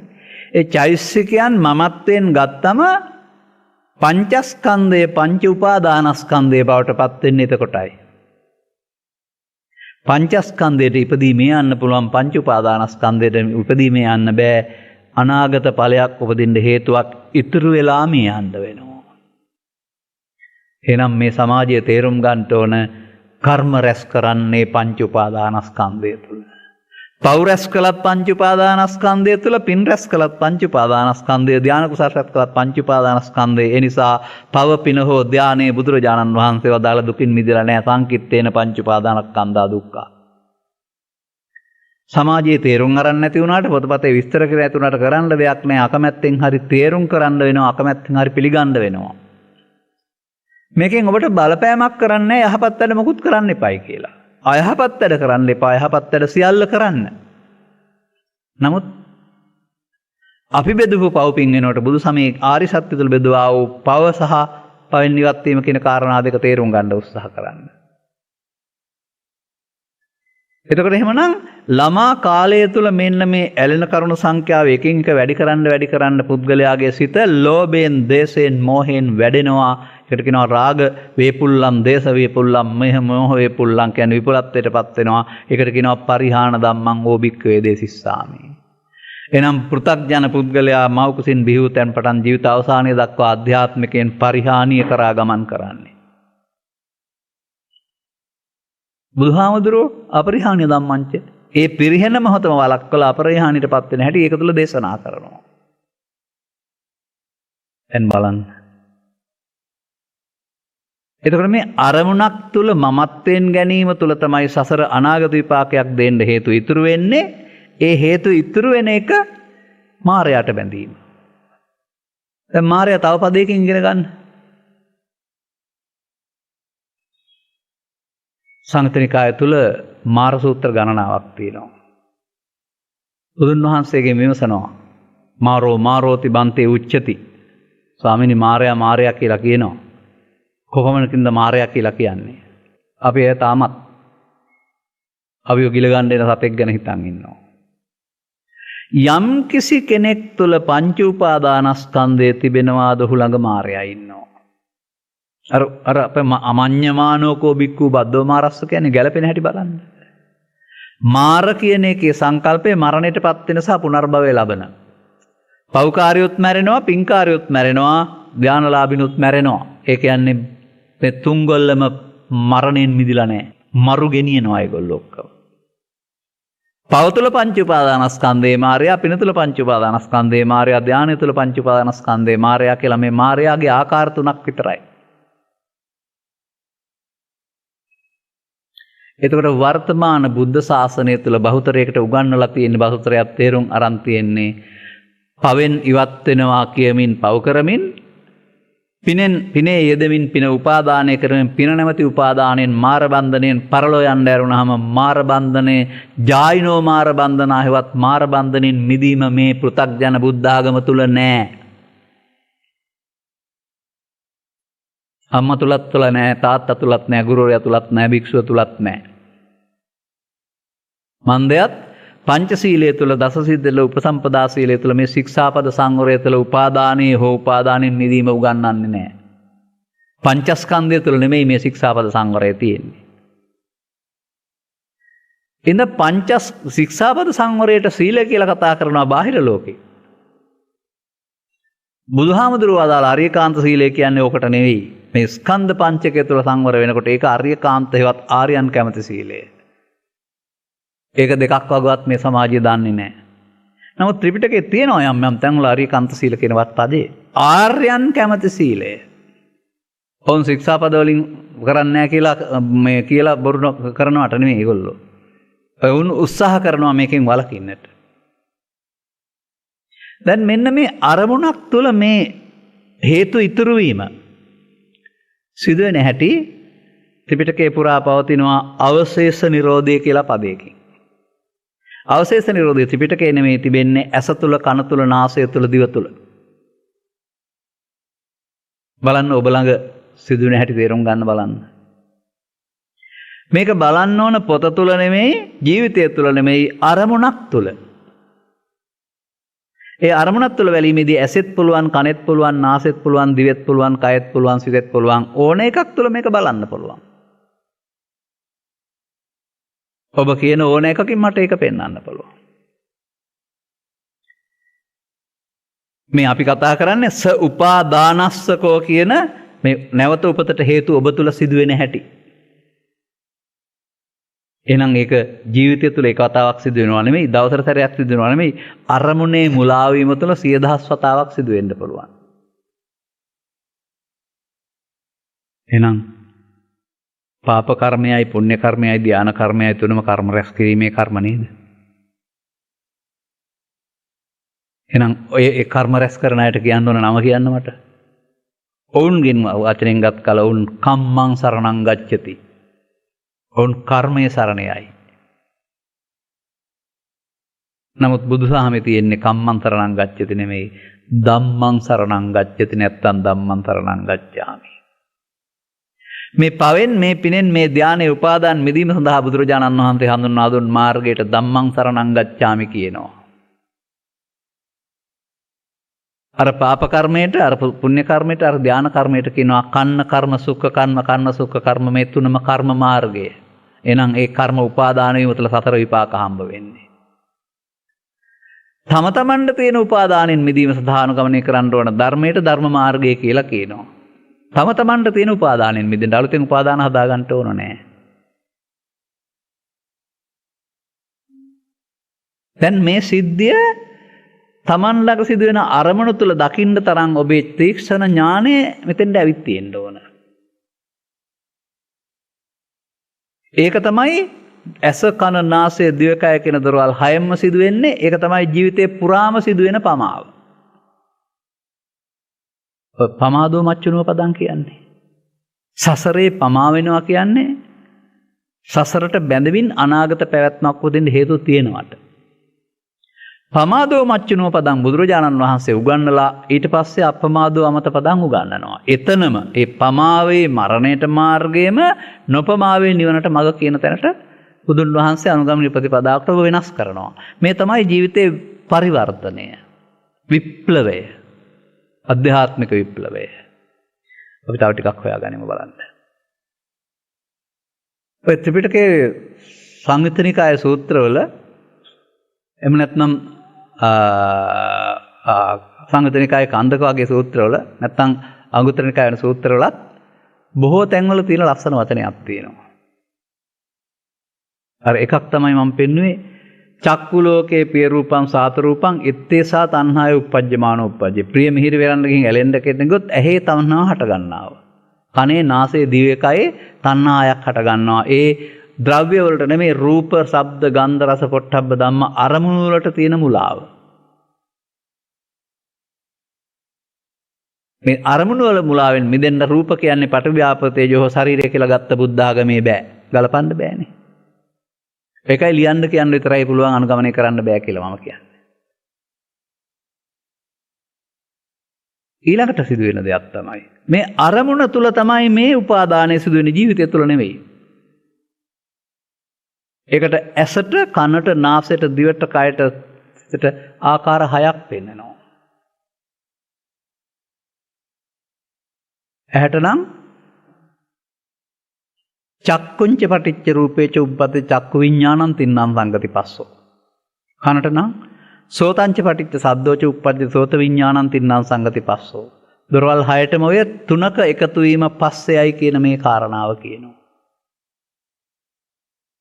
ඇහැට නම් ඇසේ ප්‍රසාදය, ඉදිරියෙන් තිබෙනා වූ ගෝචර රූපයක සෙවණැල්ල. එතකොට ඒක හඳුනා ගන්න සිත පහළ වීම, මේ චක්කු ප්‍රසාදය තුළ මේ තුන එකතු වීමටයි පස්ස කියන්නේ. ස්පර්ශ චෛතසිකේ පහළ වෙනවට පස්ස කියනවා. ස්පර්ශ වුණාම ඉස්සරහින් ඉන්න පුද්ගලයා මිතුරානම් සැප වේදනාව, හතුරානම් දුක් වේදනාව ඔබේ හිතේ හට ගන්නවා. ඉස්සරහින් ඉන්න පුද්ගලයා එක්කෙනෙකුට මිතුරක් නම් ඔහුලගේ සැප වේදනාව හට ගන්නවා, හතුරෙක් නම් තව පුද්ගලෙක් දුක් වේදනාව හට ගන්නවා. එතකොට ඉස්සරහින් ඉන්න පුද්ගලයාද ඔබට සැප හෝ දුක දුන්නේ? ඔබ හදාගත්ත වේදනාව නෙවෙයිද? අන්න එකෙන් තේරුම් ගන්න ඕන බාහිර ලෝකේ නෙවෙයි, අපේ හිතේ තමයි අපි මේ වේදනාව විඳින ලෝකේ හදාගන්නේ කියලා. බාහිර දේවල් වල උදව්වෙන් අපි අපේ ලෝකේ හදාගත්ත ලෝකෙක විඳිනවා. දෙකම පස්සපච්චා වේදනා. ස්පර්ශය ප්‍රත්‍ය වෙනවා විඳින්න. විඳින්න ගියාපම හොඳ නම් ඇලෙනවා, නරක නම් ගැටෙනවා. වේදනා පච්චා තණ්හා. අන්න වේදනාව මම වෙන හැටි. ඒ තණ්හා වීමමයි මම කියන්නේ. එහෙනම් රූපේ මම කියන එකේ තේරුම ශරීරේ මම කියන එක නෙමෙයි. රූප ආරම්මණය තණ්හා කිරීම. ශබ්දේදී ශබ්ද තණ්හාව කියන්නේ ශබ්ද ආරම්මණය මම කොට ගැනීම. අන වේදනා පත්‍ය තණ්හා කියනකොට අර දැඩිව ගැනීම කියන තැනට නැත්තම් ඇලෙන තැනට ආවා. එතනින් එහාට තණ්හා වුණොත් උපාදාන වෙන එක නවත්තන්න බෑ. අන් තණ්හා වීමෙන් තණ්හා පත්‍ය උපාදාන. දැන් පොතේ නෙවෙයිනේ ඒක තියෙන්නේ, ජීවිතයක් තුළ නෙවෙයිනේ තියෙන්නේ, ඇහැ තුළනේ. උපාදාන වුණොත් භව කියන වචනයෙන් පෙන්නනවා අනාගත ඵලයක් උපදින්න හේතු ඉතුරු වීම. මෙන්න තණ්හා උපාදාන භව උපාදාන වෙන හැටි. ස උපාදානස්ස භවපච්චය ජාතිනේ. එහෙනම් ඉතින් ඒ අර කර්ම බීජ ඉතුරු නිසා හට ගන්නවා. දැන් මේ කර්ම රැස් කිරීම නේද? හොඳයි. පස්සපච්චය වේදනා, වේදනාපච්චය තණ්හා, තණ්හාපච්චය උපාදාන, උපාදානපච්චය භව පවටත් හරි, පිනටත් හරි, ධානයටත් හරි, ඇහැටත් හරි, කනටත් හරි, නාසයටත් හරි, දිවටත් හරි, කයටත් හරි. අන්නේ තණ්හා උපාදාන භව වී ස්කන්ධ පහ මේ යනකොට ස්කන්ධ පහ උපාදානස්කන්ධයක් වෙලයි නැති වෙන්නේ. ස්කන්ධ පහ උපාදානස්කන්ධයක් වෙලා නැති වුනහම ඒ හේතු ඉතුරු වෙන එකට අවශේෂ නිරෝධය. ඔන්න සසරට බැඳෙන හැටි, නැත්තම් සසර පැවැත්මට ඔබ අහු වෙන හැටි, මායයට අහු වෙන හැටි.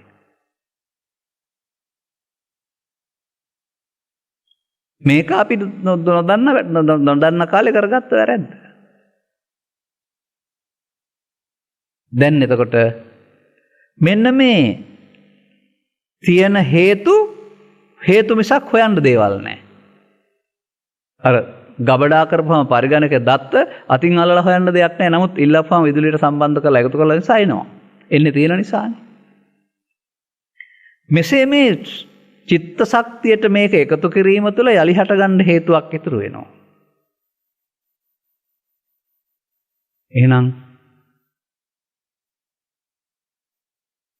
මේ උපාදාන වෙන ආකාරයන් පිළිබඳව ඊට පස්සේ තියෙනවා කාම උපාදාන දොරවල් පහෙන්, ditthi උපාදාන ආගමික මතමතාන්තර, දේශපාලන මතමතාන්තර සම්බන්ධයෙන් ඔය අල්ලා ගන්න දේවල්, සීලබ්බත උපාදාන ස්කන්ධ පංචකය අනාත්මෙන් පරිබාහිරව යම් සීල වෘත්තවල උපාදාන කරන අපි මේ සිල් වලින් නම් දකින්න යනවා කියලා.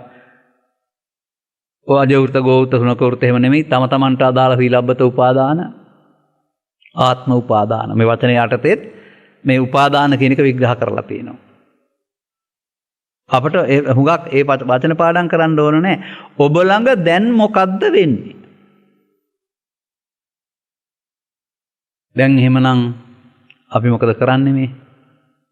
අපි දුක් රැස් කරමින් ඉන්නවා. සසර ඇවිදින්න හේතු රැස් කරමින් තමයි අපි ජීවත් වෙන්නේ. අපි සසර හදා ගන්නවා. සසරක් ඇත්තටම නෑ. ජීවත් වෙන්න ගිහින් පව් උපාදානයනොත්, පින් උපාදානනොත්, ධාන උපාදානනොත්, උපාදාන උපාදානස්ස වෙලා අපි. දැන් මේ උපාදාන කරමින් ඉඳලා තමයි භික්ෂුව, භික්ෂුණී, උපාසක, උපාසිකා කියන ඕන නමක් යටතේ අපි පරලෝ යන්නේ. කය අතහැරෙනකොට අර ඉතුරු කරපු හේතු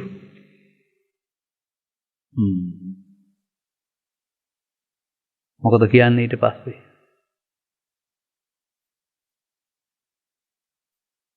තතෝනං දුක්ඛමන් වේති, තතෝනං සුඛමන් වේති. චක්කං වහතෝ පදං ඡායාවාන පායනි. අර අනුව ඇති. ඔබ තිබ්බේ නැත්නම් එනවද? දැන් බුදුරු මේක තමයි හොයාගත්තේ. මිනිස්සු පුද්ගලයන් වශයෙන් ස්කන්ධ පහ නොදෙන පු탁ජනයෝ, අසුත පු탁ජනෝ ස්කන්ධ පහ පරිහරණය කරලා ජීවිතේ පාපයට නැඹුරු කරගෙන පව් පුරවගෙන පව් උපාදානෙන් පරලෝ යනවා. ඒක හොඳ නෑ කියලා සිදු කරගත්ත අය පින් වලින් පින් උපාදානෙන් පරලෝ යනවා. ඒක හොඳ නෑ කියලා කැලේට ගිය කට්ටිය ධානය වඩන්න ගිහින් ධාන උපාදාන කරන පරලෝ යනවා. පවට වඩා පින හොඳ වුණාට, පිනට වඩා ධානය හොඳ වුණාට උපාදානය හොඳ නෑ. ස උපාදානස්ස. ස්ත්‍රියට, පුරුෂයාට, ගිහියාට, පැවිද්දාට, දෙවියන්ට, බ්‍රහ්මයින්ට කියලා නෑ. උපාදාන සහිත කෙනාට උත්පත්ති පනවනවා. උත්පත්ති වලින් මිදලාද පව්? උත්පත්ති වලින් මිදලාද පින්? උත්පත්තියෙන් මිදලාද දෙවියෝ? උත්පත්තියෙන් මිදලාද බ්‍රහ්මයෝ? නෑ. උත්පත්තියෙන් පඤ්ඤා. භව ගමන තුල තමයි අපි ඉන්නේ බණ තේරෙනතුරු. බුදුරජාණන් වහන්සේ භවගාමීෙද්ද? නෑ. භව නිරෝධගාමී ප්‍රතිපදාවක් දේශනා කරගෙන. තාමත් මම පැහැදිලි කරන්නේ මොකද්ද මේ ඔබට වැරදුන තැන පිළිබඳව. දැන් එහෙනම් නිවැරදි කරගන්න සසරක් හදනවා නේද? දැන් මේ ස්කන්ධ පංචකයේ උපාදානයේ වී අවසන් වීම පමාවයි, ඒ කියන්නේ මඤ්ඤමානයයි. ඒ ස්කන්ධ පංචකෙම භාවනා මධ්‍යස්ථානයේ බවට පත් කරගෙන උපාදාන නොවි අවසන් කරගන්න ඔබට වීරියක් සතියක් තියෙන්න ඕනේ. ඔන්න ඔය සතර සම්‍යක් ප්‍රදාන් වීර කියන කාරණා ඔතෙන්ද තියෙන්න ඕනේ. සතිය කියන කාරණා ඔන්න ඔතෙන්ද තියෙන්න ඕනේ. ස්කන්ධ පංචකය තුල උපාදාන නොවි අවසන් කරන්න ඔබට සිහිය තියෙන්න ඕන. සති කියන වචනේ කොතරම් බාල්දු කරලා තියනවාද කියනවා නම්. පිම්බෙන හැකෙලෙන හැටි බලන්නත් සතිලු තියෙන්නේ. බඩ පිම්බෙන හැකෙලෙන දිහා බලන් ඉන්නත් සතිය ඕනලු. කකුල් මාරු කරන්න ගියාම ඒකටත් සතිය ඕනලු. මේ ස්කන්ධ පංචකල උපාදානින් මිදීමට සතිය තියෙන එක මේ කොහෙද මේ රටේ පාවිච්චි කරන්නේ? ඒවට කියන්නේ මුට්ට සති. මෝඩ සතිය. බුදුරජාණන් වහන්සේ පාවිච්චි කරන්න කියන සම්මා සති.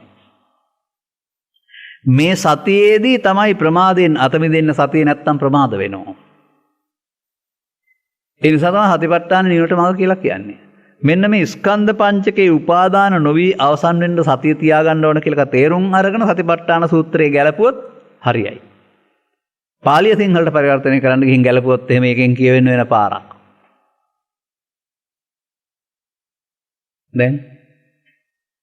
දැන් අපට පැවරිලා තිබෙන කාර්යය මොකක්ද? ජීවිතේ මෙතෙක් ගත කරලා තිනවා, තව කවදා හරි ජීවිතේ මැරෙනතුරු ගත කරන්න තියෙනවා. ඒ තුල පැවරුණා වූ වගකීම් ඉටු කරන්න තියෙනවා යහපත් දේවල්. නමුත් ඒ වගකීම් තුල ලෝභය වැඩෙන්න බෑ, ද්වේෂය වැඩෙන්න බෑ, මෝහය වැඩෙන්න බෑ. වැඩුණොත් දුක, ලෝභක්ඛය, දෝසක්ඛය, මොහක්ඛය නිබ්බාන. ලෝභයේදී ලෝභය ඡය වෙන්න ඕන, ද්වේෂයේදී ද්වේෂය ඡය වෙන්න ඕන, මෝහයේදී මෝහය ඡය වෙන්න ඕන. ඒ කියන්නේ අරමුණක් පහලා ඒක අරමුණක ලෝභය, තව එකක ද්වේෂය තියෙන්නේ. එහෙනම් ලෝභයේදී ලෝභය ඡය වෙන්න ඕන, ද්වේෂයේදී ද්වේෂය ඡය වෙන්න වෙනවා. හැබැයි ලෝභය සමගත් මෝහය තියෙනවා, ද්වේෂය සමගත් මෝහය තියෙනවා. ලෝභ දේශ මොහ ඉවත් වුණෙන් පස්සේ ලෝභ දේශ නැති මෝහයකුත් තියෙනවා. එතෙන්ද ගිහින් බලන්න. දැන් මේ භාවනාව ලෝභ මෝහ ද්වේෂ මෝහ ඡය කිරීම වෙන්න ඕන නේද? නෝ අනුපාදානස්ස. අන්න මගේ ධර්ම දේශනාවල තියෙනවා මම කතාවක් හදලා. මේ උපාදාන සහිත පුද්ගලයෝ චුන්දසෝකරික මට්ට කුණ්ඩලී ආලාරකාලාම. පාපේ උපාදානයේ, පින උපාදානයේ, ධාන උපාදානයේ තුල අපාය ගියා, දිව්‍ය ලෝකෙ ගියා, බ්‍රහ්ම ලෝකෙ ගියා. බුදුරජාණන් වහන්සේ ධර්ම දේශනා කළ සරියුත් මුගලන් පරම්පරාව ආර්ය මහා සංඝරත්නයේ ස්කන්ධ පංචකේ උපාදානෙන් මිදී ස්කන්ධ පංචකයක් බවට පත් කරගත්තා. දැන් අනාගත ඵල උපදින්න හේතු තියනවද? දැන් නැවත උපත නැති කරනවා කියන්නේ නැව උපතට හේතු නැති කිරීම නේද? නැවත උපතක් නැති වෙන්න නම් හේතු නැති කරන්න ඕන. බුදුසමය හේතු නිරෝධයෙන් ඵල නිරෝධයනේ. ආයේ ඉපදිලා උපත නැති කරනවා නෙමෙයි. මේ ජීවිතය තුළ උපතට හේතු තැබුවොත් තමයි උපදින්නේ. එහෙනම් ඒ හේතු දැන් නැති කරන්න ඕන. ඒ තණ්හාව නැති කිරීමෙන් කියන එක රූපයට, ශබ්දයට, ගන්ධයට, රසයට, ස්පර්ශයට අරමුණට යොදාගෙන බලන්න. අරමුණ තුළ මේක නැති වෙන්න ඕන. ඒ අරමුණ තුළ නැති වෙන එකට කියන නිරෝධයට කියනවා නිර්අවශේෂ නිරෝධය. නිර්අවශේෂ නිරෝධයට කියනවා හේතු ඉතුරු නොකර අවසන් කිරීම. හේතු ඉතුරු නොකර අවසන් කිරීමට කියනවා උපාදාන නොවි අවසන් වීම. දැන් මේ ස්කන්ධ පංචකයක් පහළ වුණා අතීත හේතු නිසා ඔබට පහළ වෙලා තියෙන ස්කන්ධ පංචකයක්. මේ ස්කන්ධ පංචකය ආයි උපාදාන කරලා අවසන් කරන්න එපා. ඒ පැවැත්ම. දැන් ස්කන්ධ පංචකේ උපාදාන නොකර අවසන් කරන්න ඕන. අන්න ඒකට සිහිය තියෙන්න ඕන. කොහොමද? අර තින්නම් සංගති පස්සෝ පස්සපච්චා වේදනා වේදනාපච්චා තණ්හා කියන පදෙන් ඊට පස්ස පේනවා අන්නේ තණ්හාව රූප තණ්හාව හරි ශබ්ද තණ්හාව හරි ගන්ධ තණ්හාව හරි උපාදාන භව හේවත් මම මගේකට නොගැනීමෙන් උපාදාන නැත්තම් භව නැහැ භව නැත්තම් ජාති නැහැ තණ්හා නැහැ වේදනා නැහැ තණ්හා නැත්තම් උපාදාන නැහැ උපාදත්නම් භව නැහැ තණ්හාව නැති කරන්න ඕන ස්කන්ධ පංචකයේ තියෙන තණ්හාව මමත්වෙන් නොගැනීම තුල දැන් එහෙනම් ඒ ස්කන්ධ පංචකයේ මේ යන්නේ උපාදාන නොවි ස්කන්ධ පහක් වශයෙන් එතකොට අනුපාදානස්ස නිර්අවශේෂ ප්‍රතිසන්දියට හේතු ඉතුරුනේ නැහැ අවිද්‍යා සංකාර උනේ නැහැ විද්‍යාය මුක්ති දැන් මේ භාවනාව කොහෙද කරන්න ඕන ඇද්දක පියාගෙන ඉඳගෙනලා කොහේ හරි කරන්න ඕනද? නැහැ. ඇහැ කන නාසය දිවකය පාවිච්චි කරලා අරමුණු එන මොහොතට එන අරමුණේ ජීවත් වෙමින් ඒ අරමුණෙන් රූප තණ්හා, ශබ්ද තණ්හා, ගන්ධ තණ්හා, රස තණ්හා, පොට්ටබ්බ තණ්හා, ලෝභ දේශ මොහ එන අරමුණේ එක අනාගතේට නොතබා ඉවර කරන්න ඕන. දැන් බලන්න මේකට ක්‍රමයක් තියනවද කියලා. ක්‍රම මොකද කරන්නේ? මේ ස්කන්ධ පංචකයක් උපදින්න නැතුව පඨවි හරි ආපෝ හරි තේජෝ හරි වායු හරි නීල හරි පීත හරි බුද්ධානුස්සති මෛත්‍රී හරි කියලා අරමුණක් අරගෙන අරමුණ වඩනවා ඇරුණාම අරමුණට මුහුණ දීමක් නැහැ. ඔය එකකවත් විදර්ශනාව නැහැ එහෙනම්. අන්න ක්‍රම ඔක්කොම මුට්ට සති. ලෞකික සමාධියක් හදලා මුලා කරනවා මායя රවට්ටපු උගුලක් කරුණාම කර්මක්ෂය වෙන්නේ නැහැ එකම ක්‍රමයකින්වත්. දැන් එහෙනම් ස්කන්ධ පංචකේ පහළ වෙන එකට ක්‍රමයක් නැහැනේ. 10 දෙනෙකුට 10 විදිහක්. වර්තමාන මොහොතේ ඇසෙන් කනෙන් නාසයෙන් දිවෙන් කයෙන්. බලන්න ඉමේ පංච උපාදානස්කන්ධේ අනිච්චත දුක්ඛතෝ අනත්තෝ යෝනිසෝ මනසිකරන්තෝ. ඒකට තව කාටවත් කරවන්න පුළුවන්ද? තම තමන් තබාගත්ත ලෝභ දේශ මොහයන් ගැටෙනකොට උපදින්නේ වර්තමාන ස්කන්ධ පංචකය. ඒ වර්තමාන ස්කන්ධ පංචකය එතකොට මොකද කරන්න ඕන අපි? අන්න එතෙන්ට පෙරකල පුරුද්ද මමත්වයෙන් ගෙන හේතු තබා අවසන් කිරීම නැමැති ප්‍රමාදයෙන් මිදෙන්නට සතිය වීරිය එක මමත්වයෙන් ගැනීමේ කාමාංග වෙනුවට අතහැරීමේ බොජ්ජංග මේ සියල්ල එතෙන්ට පුරුදු කරන්න ඕන. මන්දයත් මමත්වයෙන් ගත්තොත් ආස්වාදය හේතු විතරීම ආදීන එහෙනම් සතර ගමනක් හැදෙනවා. මමත්වයෙන් ගත්ත එකේ ආස්වාදයේ සතර ගමනක් බව තේරෙනවා නම් ආස්වාදයේ ආදීන තේරෙනකොට එහෙනම් මමත්වයෙන් නොගැනීමට කියනවා නිස්සරණය. බුදුරජාණන් වහන්සේ සංඝ කන්තක වර්ගයේ දේශනා කරමින් ස්කන්ධ පංචකේ ආස්වාදයේ ආදීනව දැන නිස්සරණයටපත් වෙනතුරු මම බුදුණයි කියලා කිව්වේ නෑ කියලා වදාරලා නැද්ද? ස්කන්ධ පංචකේ ආස්වාදයේ උපාදාන වී අවසන් වීම ඒක තමයි ආදීනවේ. ස්කන්ධ පංචකේ උපාදාන නොවි අවසන් වෙනකොට ස්කන්ධ පංචකේ නිස්සරණය. දැන් එහෙනම් පව් හේතු නැති වුණොත් අපාය නෑ. පින් හේතු නැති වුණොත් කාමසුගතිය නෑ. ධාන හේතු නැති වුණොත් බඹලව නෑ. දැන් ඉන්හාට සතෙක් නන්නේ හැබැයි අසංකත ධාතුව නැත්තම් බුදුන් වහන්සේමක් තියෙනවා. මේ බුදුන් වෙත යන පාර දැන් තේරෙනවද? සම්පූර්ණයෙන්ම බුදු සමයේ ප්‍රතිපත්ති පූජාව ස්කන්ධ පංචකය උපාදාන නොවි අවසන් කිරීමට දරන උත්සාහයක් තුළ භව ගමන ඉවර කරන එක. දැන් මෙතනදී අල්ලගන්න නැතුවම තමයි ලෝභය, දේශය, මෝහය දුරු වෙන්නේ. මම හැදිලා තියෙන්නේ ලෝභ දේශ මොහයන්ගෙන් නම් ලෝභ දේශ මොහ නැතුවම ඒ මමනේ නැත්තේ. ඔබ ඉතුරුයි. ලෝභ දේශ මොහ නැමැති මමත්වේ නැහැ. දැන් ඉතුරු ඔබට තියෙන අපදුම සැනසීමක්. මේ කරුණු තේරුම් ගන්න උත්සාහ කරන්න. ඒ නිසා අපි මේ පුංචි පදයක් ගත්තේ. ඒ පදේ වුණාට ත්‍රිපිටකයේ තිබුණාට ඒක ඔබේ ජීවන පදේ බවට පත් කරගන්න. ඔබ ස්ත්‍රියක් පුරුෂයෙක් ගිහියෙක් පැවිද්දෙක් උගතෙක් වශයෙන් තමන්ගේ වෘත්තීය ජීවිතයට ඇබ්බැහි වෙලා මේක ගැන තේරුම් ගත්තේ නැතුව යනවා නම් පෘථග්ජනෙක් වශයෙන් උපාදානය තුළ යන්නේ. එහෙනම් කොතර හිටියත් මේ උපාදාන සංඛ්‍යාව වැඩි වෙනකොට දුක් ටික ගෙදරක් තියෙනවා, ආර්යාලෙත් තියෙනවා, පන්සලෙත් තියෙනවා, ආරණ්‍යෙත් තියෙනවා. උපාදානස්ස එකට ස්ත්‍රී පුරුෂ ભેදයක් නැහැ. සසර කවුරු හරි යනවද? පව් හේතුවේ, පින් හේතුවේ, ධාන හේතුවේ ඵලයේද සසර කියන්නේ. ඔබයි හේතු තබන්නේ ප්‍රමාදයෙන්. ඔබට අන්න බුද්ධෝත්පාදයේ තුල සද්ධර්මයේ තේරුණාම මේ වර්තමාන මොහොතින් මොහොත. දැන් උට ගැළපෙන තැන් තියෙනවා ලස්සනට. තෝකං කනේ කනේ. ටික ටික ශනයක් පාසා. ඒ ශනය මේ මොහොත. දැන් නිදහසේ ස්කන්ධ පංචකේ උපදින්න ඇරලා අතහරින්න ඇරුණාම කවුරුවත් කරන භාවනාවක නිදහස් ස්කන්ධ උපදිනවද? මට කියන්න. කවුරු හරි මොන හරි කියනවා ළමයෙක් නැලනවා ඒක කියනවා වර්තමාන තමන්ගේ ලෝභ දේශ මොහ උපදින්න ඉඩ කඩක් දෙන්නේ නැහනේ. තමන් තබපු දේවල් උපදින්න ඕන. ඒවා ඉපදිලා අයින් වෙන එකට උපන්න කුසල් දුරු වීම කියනවා. නොතබා අයින් වෙන එකට නූපන්න කුසල් නූපදීම කියලා කියනවා එකවර සිදු වෙන්නේ. ඒක නේද සම්මා වායාමය. මේ නිසා තමයි මම ඔබට කියන්නේ 2005 හෝ 6 භාවනාව යන අතිශය පෞද්ගලික ක්‍රියාවකි. එය කාටවත් කරවන්නට බැරිය තමන් කරගත යුතුය. දැන් ස්කන්ධ පංචකයේ උපදින හැටි කියන්න බෑ ඇසෙන් කනෙන් නාසෙන් දිවෙන් කන් ඒ පුද්ගලයාට. ඒකට පඨවි හෝ ආපෝ හෝ තේජෝ හෝ නීල හෝ පීත හෝ මොනවා හරි ක්‍රමයක් පාවිච්චි කරන්න පුළුවන්ද? බෑ. ඒකයි ක්‍රමයක් නැත භාවනාවට. හැබැයි භාවනාවක් ඇත.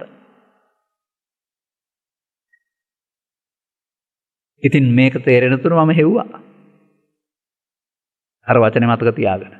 හෙව්වේ හැබැයි මේ පොත්වල නේ ත්‍රිපිටකයේ තුල. බැලුවම බුදුරජාණන් වහන්සේගේ විදර්ශනා භාවනාවට තම තමන්ට තේරුම් ගත්ත පුද්ගලයා තනිව මේ කර්මක්ෂය කිරීමේ කර්මය කියන්නේ මේ ස්කන්ධ පංචකයේ හේතු ඉතුරු නොකර අවසන් කරනවට. මතක තබා ගන්න. අනතුරුව 100%ක් බෑ. පළමුව එකක් දෙවෙනුව දෙකක් ආදී වශයෙන් තවත් ධර්මදේශනාවක එක් වෙන්නන්නම් මේකට ගන්නෙ නෑ මම කාලය. උත්සාහවන්ත වීම තුළ වීරිය තුළ තවදුරටත් මේ හොරු ඔබට අහු වෙනවා. ඔබ හංගගත්ත හොරු උපාදාන හිතට එනවා. ඇවිදින් අනාගත හේතු ඉතුරු නොවී මේ යනකොට හොරු මරනවා. ඔය සරියුත් හාමුදුරුවන්ට හම්බ වෙච්ච හොරු මරණ පුද්ගලයෙක් සම්බන්ධ කතාවක් තියෙනවා. ඔබ හිතනවාද කඩුවකින් හොරු මැරුවයි කියලා? නෑ, ඔය හොරු මැරිල්ල තමයි තියෙන්නේ ඕන කෙනෙකුට. ඒ සිද්ධි දිහා බලලා අපිව සිද්ධි වශයෙන් වර්ණන කරනවා වුණාම ඒ අදාළ ධර්ම මාර්ගයේ තේරුම් ගන්න උත්සාහ කරන්නේ. අපි හදාගත්ත හොරකම් කළා තබාගත්ත හොරු ටික තමයි අපිට දුක් ගෙනත් දෙන්නේ. හිත ඇතුලේ හැංගිලා ඉඳලා ඇවිදින්. දුක් ගෙනත් දෙන්නේ බාහිර දේවල් නෙමේ වාසයෙන් ඔබේ හිතේ තිබෙන ලෝභ දේශ මොහයන්. එහෙනම් ලෝභක්කේ දේශක්කේ මොහක්කය කර්මක්ෂය කිරීමේ කර්මයේදී මෙන්න මේ උපාදාන නොවි අවසන් වීම උපාදානෙන් මිදීමයි. නොඅනුපාදානස්ස. අන්න ඒකයි මම කියන්නේ ස්කන්ධ පංචකයේ තේරුම් ගත්ත පුද්ගලයාට නිත්සුකාත්ම පැවැත්ම අනුසෝතගාමී ආර්ය පුද්ගලයෙක් වෙන්නේ පටිසෝතගාමී වුණා. දැන් ඔහු අල්ලගෙන යනවා නෙමෙයි අතහැරගෙන යනවා. දැන් සෝවාන් සකෘදාගාමී අනාගාමී මාර්ගඵල පිළිවිලින් බුදුන් වෙත යනවා. ධර්ම මාර්ගය. දැන් කර්ම මාර්ගය නෙමෙයි. ඒ නිසා මතක තබා ගන්න උපාදානයේට බුදු සමයේ පාපයයි කියනු ලැබේ. උපාදානෙන් මිදීමට පාපෙන් වෙන්නේ මෙහෙවත් පින නෙමෙයි කුසලයේයි කියනු ලැබේ. අකුසලෙන් වෙන්නේ මේ කුසලය. දැන් ඉතින් මේ කරුණු පැහැදිලි කිරීම ඔබට මාධ්‍ය තුල අහන්න ලැබේවි. සවන් දෙන හැමදෙනා නැවත නැවතත් ධර්මයේ ශ්‍රවණය කරලා වර්තමාන මොහොත සසර පැවැත්මට හේතුවක් ඉතුරු කරමින් ප්‍රමාද වෙනවද? පැවැත්මට හේතු නොකර අවසන් කරන්න සතිමත් වෙනවද? ඒකට කාටවත්ම ක්‍රමයක් නෑ. තම තමන්ට අදාළ එන එක බලන්න ඕන. මේක තේරුණාට කියනවා ධම්මැස පෑදෙනවයි කියලා. ධම්මැස පාදා ගැනීමට ඔබ හැම දිනාට මෙම කරුණු පැහැදිලි කිරීමේ හේතු වාසනා වේවායි කියන සුභාශිංසනයේ ප්‍රාර්ථනා කරමින් මම ධර්මානුශාසනාව මෙතකින් අවසන් කරනු ලබනවා. සෑම දිනාටම තෙරුවන් සරණයි. අද මෙම ධර්මානුශාසනාව රූපවාහිනිය මගින් ඔබට ශ්‍රවණය කිරීම සඳහා ධර්ම දානයේ දායකත්වය දරනු ලබන්නේ මාලබේ පදිංචි මාලා කරුණානායක සහ රත්නසිරි කරුණානායක යුවල විසින්. ඔවුන්ගේ ප්‍රාර්ථනා අතර අවුරුදු 4කට පෙර පරලෝසපත්වන්ට යෙදුනා වූ පීජි බුද්ධදාස පියාණන්ගේ ගුණ සමරා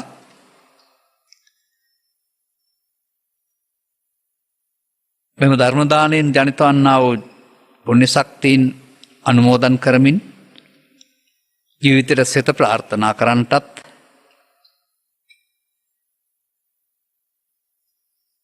මතු උපදිනා භවයක මිනිසත් බව ලබා ත්‍රිලක්ෂණය වැනි දහම් කරුණු තේරුම් ගැනීමෙන් නිවන් සුව ප්‍රාර්ථනා කරන්නටත් 84 මිනියේ පසුවන එච් මිසිනෝනා ආදරණීය මෑණියන්ට නිදුක් නිරෝගී සුවය සහ චිරජීවනයේ ප්‍රාර්ථනා කරන්නටත් තමයි මේ අනුග්‍රහක දායකත්වයේ දරා තිබෙන්නේ. එබැවින් ධර්ම දේශනා කරවාගෙමින් ධර්ම ශ්‍රවණය කිරීමෙන් ජනිතානිසංසයන් පරලෝසෙපත් ඥාතිවරයා වෙනුවෙන් අනුමෝදන් වේ. තුමන් සුඛී සුවපත් සියලු සැපයන්ට පැමිණේවා. මෑණියන්ට නිදුක් නිරෝගී සුවය චිරජීවනයේ ලැබේවා. ඒ යුවල ඇතුළු දරුවන්ටත් නිදුක් නිරෝගී සුවය චිරජීවනයේ සැලසේවා. රැකිය ආදී කටයුතු අනාගත බලාපොරොත්තු ඉටුවී යහපත් බලාපොරොත්තු ඉටුවී රෝග පීඩා දුරු වී කල්යාණ මිත්‍ර සේවනයේ ලැබී ත්‍රිලක්ෂණීය වැනි දහම් කරුණු කැමරු තේරුම් ගැනීම තුළින් උතුම් නිවනින් සැනසෙන්නට හේතු වාසනා වේවායි කියලා අප දේ අය වෙනුවෙන් ප්‍රාර්ථනා කරනු ලබනවා. සබ්බීතියෝ වජ්ජන්තු සබ්බ රෝගෝ විනස්සතු මාතේ බවත් අන්තරායෝ සුඛී දීඝායුකෝ බව හැම දිනාටම තෙරුවන් සරණයි. රාගක්ඛයෝ නිබ්බානං